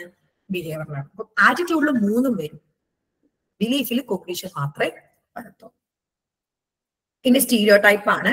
A stereotype is a cluster of beliefs usually lacking a rational basis regarding the members of subgroup. കണ്ടോ, ഒരു സ്റ്റീരിയോടൈപ്പ് എന്ന ക്ലസ്റ്റർ ഓഫ് ബിലീഫ് ആണ്. യൂഷ്വലി ലാക്കിംഗ് റാഷണൽ ബേസിസ് ഒന്നും ഉണ്ടാവില്ല, സത്യമൊന്നും ഉണ്ടാവില്ല. പക്ഷെ നമുക്ക് ഉണ്ടാകുന്ന ഒരു കൂട്ടം വിശ്വാസങ്ങൾ, ഇന്ന ജാതിക്കാർ അവരങ്ങനെയാണ്, അവരെ കൂടാൻ പറ്റില്ല, കൂട്ടാൻ അങ്ങനെയൊക്കെ കുറെ വിശ്വാസങ്ങളുണ്ട് അല്ലെ. സ്ത്രീകളോടുള്ള സ്റ്റീരിയോടൈപ്പിങ്, വൃദ്ധജനങ്ങളോടുള്ള സ്റ്റീരിയോടൈപ്പിങ് അല്ലെ. The word stereotype was first used by Walter Lippmann in his book Public Opinion. A stereotype is a belief about some particular trait being prevalent among all members of a social group. കണ്ടോ, ഒരു ഇന്ന ഗ്രൂപ്പിന്റെ എല്ലാ ആളുകൾക്കും ഇന്ന സ്വഭാവം തന്നെ ആയിരിക്കും, ഒരു കൂട്ടം സ്വഭാവം അവർക്ക് ഉണ്ടാവും എന്ന് അടിയുറച്ച് വിശ്വസിക്കുന്നതിനാണ് ഇപ്പൊ സ്റ്റീരിയോടൈപ്പ്. ബംഗാളികൾ അവർക്ക് വൃത്തി ഉണ്ടാവില്ല, പോലെ കള്ളന്മാരാണ്, പോലെ എന്തും ചെയ്യാം എന്നൊക്കെ ഉള്ള അതെന്താണ്? സ്റ്റീരിയോടൈപ്പിനാണ്. അതായത് ഒരു ഗ്രൂപ്പ് ആളുകളോട് ഒരു കൂട്ടം വിശ്വാസങ്ങൾ നമ്മൾ അവരുടെ മേൽ റാഷണൽ അല്ലാത്തത് ഉണ്ടാക്കി വെക്കുന്നതിനെയാണ് സ്റ്റീരിയോടൈപ്പ് എന്ന് പറയുന്നത്. ഓക്കെ ആണോ? പറഞ്ഞേ.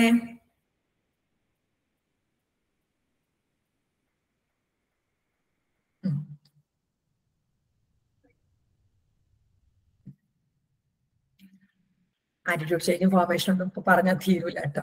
ഇനി prejudice ആൻഡ് ഡിസ്ക്രിമിനേഷനും കൂടി പറഞ്ഞുതരാം. അതുകൂടി പറഞ്ഞിട്ട് ഞാൻ നിർത്തും കേട്ടോ. Social psychologists try to define prejudice from different viewpoints. Some psychologists define prejudice as pre-conventional irrational judgments. Pre-conventional, ആദ്യമേ ഉണ്ടാക്കി വെക്കുന്ന റാഷണൽ അല്ലാത്ത ജഡ്ജ്മെന്റ്, മുൻവിധിക്കാണ് prejudice എന്ന് പറയുന്നത്.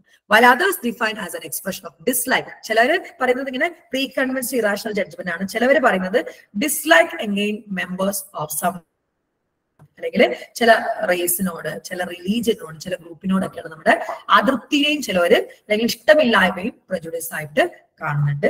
However, majority of psychologists agree upon the definition given by Second and Backman. Prejudice is an attitude that predisposes a person to think, perceive, feel and act in a favorable and unfavorable way towards the group or individual members. ഒരു ഗ്രൂപ്പിനോടോ ഒരു ഇൻഡിവിജ്വലിനോടോ നമ്മൾ മുൻവിധിയോടെ പെരുമാറുന്നതിന് അല്ലെങ്കിൽ അവരെ പറ്റി ചിന്തിക്കുന്നതിന്, feel ചെയ്യുന്നതിനെയാണ് prejudice എന്ന് പറയുന്നത്. മുൻവിധി എന്നാണ് മലയാളത്തിലുള്ള അർത്ഥം. ഓക്കെ ആണോ? ഓക്കെ ആണോ? പറഞ്ഞേ. ഒത്തിരി ടൈപ്സ് prejudice ഉണ്ട് കേട്ടോ. റേഷ്യൽ prejudice, സെക്സ് prejudice, ഇപ്പൊ ട്രാൻസ്ജെൻഡേഴ്സിനോട് അങ്ങനത്തെ ഗ്രൂപ്പിനോടൊക്കെ ഉള്ളത് സെക്സ് prejudice ആണ്. ലാംഗ്വേജ് prejudice, ഇന്ന ഭാഷ സംസാരിക്കുന്നവരോടുള്ളത്. റിലീജിയസ് prejudice ഉണ്ട്. അത്രയാണ് prejudice. ഡിസ്ക്രിമിനേഷൻ എന്ന് പറയുന്നത് ഡിഫറെന്റ്ലി ട്രീറ്റ് ചെയ്യുക ഒരു കൂട്ടം ആളുകളെ. Discrimination is the differential treatment of individuals belonging to a particular social group or community or religion. It is greatly the overt or behavioural expression of prejudice. prejudiceന്റെ കാണിക്കുന്ന ഭാഗമാണ് prejudice. ഒരു ധാരണയാണ്, അതിന്റെ ഡിസ്പ്ലേയിങ് ക്യാരക്ടറാണ് ഡിസ്ക്രിമിനേഷൻ. നമുക്ക് ഇന്ന ജാതിക്കാരോടൊരു അതിർത്തി അയിത്തോണ്ടെന്ന് വിചാരിക്കാം. അപ്പൊ ഓന് വെള്ളം കൊടുക്കാതിരിക്കുക, അത് ആ വിചാരം prejudice ആണ്. അവന് കൊടുക്കാതെ മാറ്റി നിർത്തുന്ന ഡിസ്ക്രിമിനേഷൻ. നിങ്ങൾ ഇതൊക്കെ എപ്പോഴും ഉണ്ടാവുന്നു. കണ്ണൂർ സ്കോഡ് ഫിലിമിൽ കാണിക്കുന്നുണ്ട്, ചെറിയ സീനില് ഉയർന്ന ജാതിക്കാർ നോർത്തിലൊക്കെ എപ്പോഴും ഉണ്ട് കേട്ടോ. ഉയർന്ന ജാതിക്കാരുടെ കിണറ്റിൽ അങ്ങനെ വെള്ളം കുടിച്ചതിന് ഒരു കുട്ടീനെ പോലീസ് സ്റ്റേഷനിൽ കൊണ്ടു നിർത്തിയത്. അപ്പൊ ആ മുൻവിധിക്ക് prejudice, ആ മുൻവിധി കാരണം നമ്മൾ എടുക്കുന്ന ആ ഒരു ആക്ഷനെയാണ് ഡിസ്ക്രിമിനേഷൻ എന്ന്. ഓക്കെ ആണോ? ഓക്കെ ആണോ? പറഞ്ഞേ. ഒത്തിരി ഉള്ള കാര്യം നമ്മളിങ്ങനെ ക്യാപ്സ്യൂള് പോലെ പറഞ്ഞതാണ്. എന്നാലും ഇന്നത്തെ ക്ലാസ് കേട്ടവർക്കും ഞാൻ ഫസ്റ്റ് ചാപ്റ്ററിന്റെ ക്ലാസ് അവൈലബിൾ ആക്കി തരാം. ആ ക്ലാസ് കേട്ടവർക്കും കുറെയൊക്കെ ഞാൻ വിചാരിക്കുന്ന ആറ്റിറ്റ്യൂഡ് ഫോർമേഷൻ എല്ലാ ക്വസ്റ്റ്യൻ പേപ്പറിലും കണ്ടതുകൊണ്ട് വേണമെങ്കിൽ ആറ്റിറ്റ്യൂഡ് ഫോർമേഷന്റെ ഒരു വീഡിയോ കൂടി ഞാൻ വേണമെങ്കിൽ അവൈലബിൾ ആക്കി തരാം. പാസ്സാവാനുള്ള കാര്യങ്ങൾ 50 മാർക്കാണല്ലോ, ഒരു 10-20 മാർക്കിനുള്ളത് എന്തായാലും ഉണ്ടാകുമെന്ന് വിചാരിക്കുന്നു. എങ്ങനെ ഉണ്ടായിരുന്നു ക്ലാസ്? എല്ലാവർക്കും ആദ്യമായിട്ട് ക്ലാസ്സിൽ പങ്കെടുത്താരൊക്കെ ഉണ്ടോ? മാം ഞാൻ ആദ്യമായിട്ടാണ്, വളരെ യൂസ്ഫുൾ ആയിരുന്നു. എന്തോ development and maintenance of prejudice അത് ഇമ്പോർട്ടന്റ് അല്ലേ ക്വസ്റ്റ്യൻ? ഇമ്പോർട്ടന്റ് ആണ്. അത് നമ്മൾ എടുത്തല്ലേ? ഓക്കെ നമ്മളെല്ലാം എടുത്താണ്. നമ്മളിത് ഫുള്ള് കവർ ചെയ്തതാണ്. ബിജി കുറെ ക്ലാസ്സിൽ കയറുന്നത്. സാലിമ ഒന്ന് പറഞ്ഞേ. സാലിമ ഉണ്ടല്ലോ. നമ്മൾ ഫുള്ള് എടുത്തല്ലേ, ഒന്നും വിട്ടിട്ടില്ലല്ലോ. നമ്മള് ഈ 170 പേജും കംപ്ലീറ്റ്ലി ഡിസ്കസ് ചെയ്ത് പോയതാണ്. ഒത്തിരി ചില ദിവസങ്ങളൊക്കെ ഡിസ്കഷൻ മാത്രമായിട്ട് പോയിട്ടുണ്ട് അല്ലെ സാലിമ? നമ്മൾ രസകരമായിട്ട് ചർച്ചയൊക്കെ ചെയ്തെടുത്തിട്ടുള്ളതാണ്. അപ്പോ ഇങ്ങനെ ആയിരിക്കും കേട്ടോ എന്റെ ക്ലാസ്. ഞാനിന്ന് ഓടിച്ചിട്ട് എടുക്കാനുള്ള കാരണം എനിക്ക് അങ്ങനെ ഓടിച്ചിട്ട് പറയാൻ അറിയില്ല. ഞാൻ പറയുമ്പോൾ ഒത്തിരി പറഞ്ഞാണ് പോവാ. എനിക്ക് അങ്ങനെ ക്യാപ്സ്യൂൾ ആയിട്ട് പറയാൻ അറിയില്ല. എന്നാലും നിങ്ങൾക്ക് എല്ലാവർക്കും ഹെൽപ്ഫുൾ ആവട്ടെ എന്ന് വെച്ചിട്ടാണ് ചെയ്തിട്ടുള്ളത്. നമ്മൾ ഇങ്ങനെയാട്ടോ, നമ്മൾ എന്താ ചെയ്യാന്ന് വെച്ചാൽ ഓരോ ചാപ്റ്റർ കംപ്ലീറ്റ് എടുക്കും. എന്നിട്ട് ആ ചാപ്റ്റർ കഴിഞ്ഞ് കഴിഞ്ഞാൽ ആ ചാപ്റ്ററിൽ വരാൻ ചാൻസ് ഉള്ള ക്വസ്റ്റ്യൻസ് ഒക്കെ നമ്മൾ പറയും. എന്നിട്ടാണ് നിങ്ങൾക്ക് വേണമെങ്കിൽ ആ നോട്ട് ചെയ്തെടുത്ത് വെക്കാം. ഇങ്ങനെയാണ് നമ്മൾ ക്ലാസ് എടുക്കുക. ഇതിന്റെ അവസാനം ഒരു റിവിഷനും വെക്കും. ഞാൻ ഇന്നിപ്പോ ഫ്രീ ക്ലാസ് പലരും എന്റെ ക്ലാസ് ഉള്ളത് അറിയില്ല. എനിക്ക് മാർക്കറ്റിംഗ് വളരെ കുറവായിരുന്നു. അപ്പോൾ എനിക്ക് അറിയില്ല. അപ്പൊ പലരിലും എത്തുന്നില്ല എന്റെ ക്ലാസ്സസ്. അതുകൊണ്ടാണ് ഇങ്ങനത്തെ ഫ്രീ ക്ലാസ് ഞാൻ കണ്ടക്ട് ചെയ്തിട്ട് എത്തിക്കുന്നത്. ഇപ്പൊ ഇതന്നെയാണ് എന്റെ രീതി. ഓക്കെ. അപ്പോ second year class first year classes ഒക്കെ ഡിസംബർ 15 തുടങ്ങുന്നതാണ്. Class first productive and informative. Amount അടക്കണോ ഏതിന്? ഈ ക്ലാസ്സിന്? ഫ്രീ ക്ലാസ്സിന് വേണ്ട. റെഗുലർ ക്ലാസ് ജോയിൻ ചെയ്യണമെങ്കിൽ നിങ്ങൾ എമൗണ്ട് പേ ചെയ്യണം കേട്ടോ. അതിന്റെ ഡീറ്റെയിൽസ് ഒക്കെ ഞാൻ പറയാം. റെഗുലർ ക്ലാസ് എന്ന് പറയുമ്പോൾ ഫുൾ ക്ലാസ്സും കിട്ടും. അതും ലൈവാണ്. ലൈവിന് പങ്കെടുത്തില്ലെങ്കിലും പ്രശ്നമില്ല. നിങ്ങൾക്ക് ലൈവ് കഴിഞ്ഞ ഉടനെ തന്നെ നമ്മൾ ആപ്പിൽ ക്ലാസ്സസ് അപ്ലോഡ് ചെയ്യും. നോട്ട്സ് ഉണ്ടായിരിക്കും. അസൈൻമെന്റിന് നമ്മൾ ഹെൽപ്പ് ചെയ്യും. എല്ലാ കാര്യങ്ങളും നിങ്ങൾ നമ്മൾ ഏറ്റെടുക്കുന്ന പോലെ തന്നെയാണ് ഉണ്ടാവുക. ഓക്കെ. കോണ്ടാക്ട് ചെയ്യാനുള്ള നമ്പർ ഏത് ഗ്രൂപ്പിൽ ആഡ് ആവാൻ എന്താ ചെയ്യേണ്ടത്? എവിടുന്നാ ലിങ്ക് കിട്ടിയത്? ലിങ്ക് നമ്മൾക്കൊരു ഗ്രൂപ്പ് ഉണ്ടായിരുന്നു. ഞാൻ ഫസ്റ്റ് ഇയർ ആണ് ആക്ച്വലി. ആരെങ്കിലും ആ ഗ്രൂപ്പിലൊന്ന് എന്റെ നമ്പർ ഷെയർ ചെയ്തോ. ആ ഗ്രൂപ്പിൽ നിങ്ങൾ ഏത് ഗ്രൂപ്പിലാന്ന് എനിക്കറിയില്ല. നിങ്ങൾ ഈ കഴിഞ്ഞ് കഴിഞ്ഞാൽ എന്റെ നമ്പർ ഒന്ന് ചോദിച്ചാൽ മതി. ആ ഗ്രൂപ്പിൽ എന്റെ നമ്പർ ഉണ്ടായിരിക്കും കേട്ടോ. അപ്പം ഞാനിവിടെ കോഴിക്കോട് പുറക്കാട്ടറി ക്ലിനിക്ക് നടത്താണ്. നിങ്ങളുടെ ഇന്റേൺഷിപ്പ് ഒക്കെ ഞാൻ പ്രൊവൈഡ് ചെയ്യുന്നുണ്ട് കേട്ടോ. ഇവിടെ 1 മന്ത് ഇന്റേൺഷിപ്പും കാര്യങ്ങളൊക്കെ ഞാൻ പ്രൊവൈഡ് ചെയ്യുന്നുണ്ട്. എല്ലാം മാമിന്റെ ഫീ ഒക്കെ എങ്ങനെയാ വരുന്നത്? എന്തിന്റെ ഫീ ആണ്? Course fee. കോഴ്സ് ഫീയുടെ ഡീറ്റെയിൽസ് ഞാൻ പറയാം. അത് ഒന്ന് സോർട്ട് ഔട്ട് ചെയ്തിട്ട് ഞാൻ ഗ്രൂപ്പിൽ തന്നെ പറയാം കേട്ടോ. സെക്കൻഡ് ഇയറിന്റെ ഫീ ഫസ്റ്റ് ഇയറിന്റെ ഫീ ഒക്കെ ഇന്റേൺഷിപ്പ് പ്രൊവൈഡ് ചെയ്യുന്നുണ്ടോ? യെസ്. അഫാസ് വെൽനസ് എന്ന ഇൻസ്റ്റാഗ്രാം പേജ് പോയി നോക്കിക്കഴിഞ്ഞാല് നമ്മളെ അഡ്വാൻസ്ഡ് ആയിട്ടുള്ള ഇന്റേൺഷിപ്പ് ആണ് നമ്മൾ പ്രൊവൈഡ് ചെയ്യുന്നത്. അതൊരു സൈക്കോളജിസ്റ്റ് ആയിട്ട് ജോലി ചെയ്യുമ്പോൾ എന്തൊക്കെയാണ് ചെയ്യേണ്ടതെന്നുള്ളത് വളരെ വിശദമായിട്ട് ഇവിടെ പഠിപ്പിക്കും.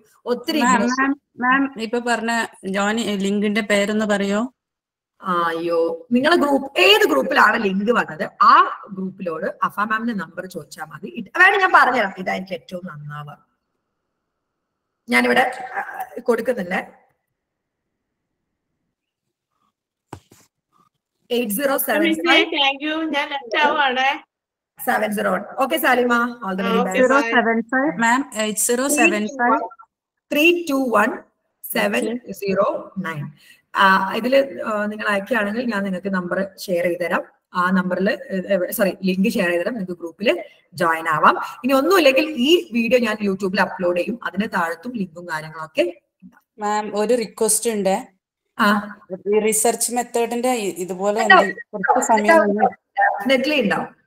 സ്റ്റാറ്റിയുടെ എപ്പോഴാ നമ്മുടെ ക്ലാസ് എന്ന് വെച്ചാൽ അത്രയും നിങ്ങൾ കണ്ടു കഴിഞ്ഞാൽ പാസ്സാവുന്ന രീതിയിലാണ് സ്റ്റാറ്റിയുടെ റിവിഷൻ ക്ലാസ് ഞാൻ ഓൾറെഡി എടുത്തു കഴിഞ്ഞു. അതിന്റെ വീഡിയോ ഞാൻ ഷെയർ ചെയ്തു. മാം എനിക്ക് ഇനിയിപ്പോ സമയമില്ലല്ലോ. റിസർച്ച് മെത്തേഡ് മാം ഇങ്ങനെ ഒരു 1 hour ക്ലാസ് എങ്ങനെയാ കിട്ടുക? നാളെ വെച്ചുതരാം, നാളെ വൈകിട്ട് വെച്ചുതരാം. ആണോ? ടൈമിംഗ് എങ്ങനെയായിരിക്കും? ഞാൻ ഗ്രൂപ്പ് പറയാം, ഗ്രൂപ്പിൽ ആഡ് ആയാൽ മതി കേട്ടോ. Okay. Bye bye. Thank you. Thank you ma'am.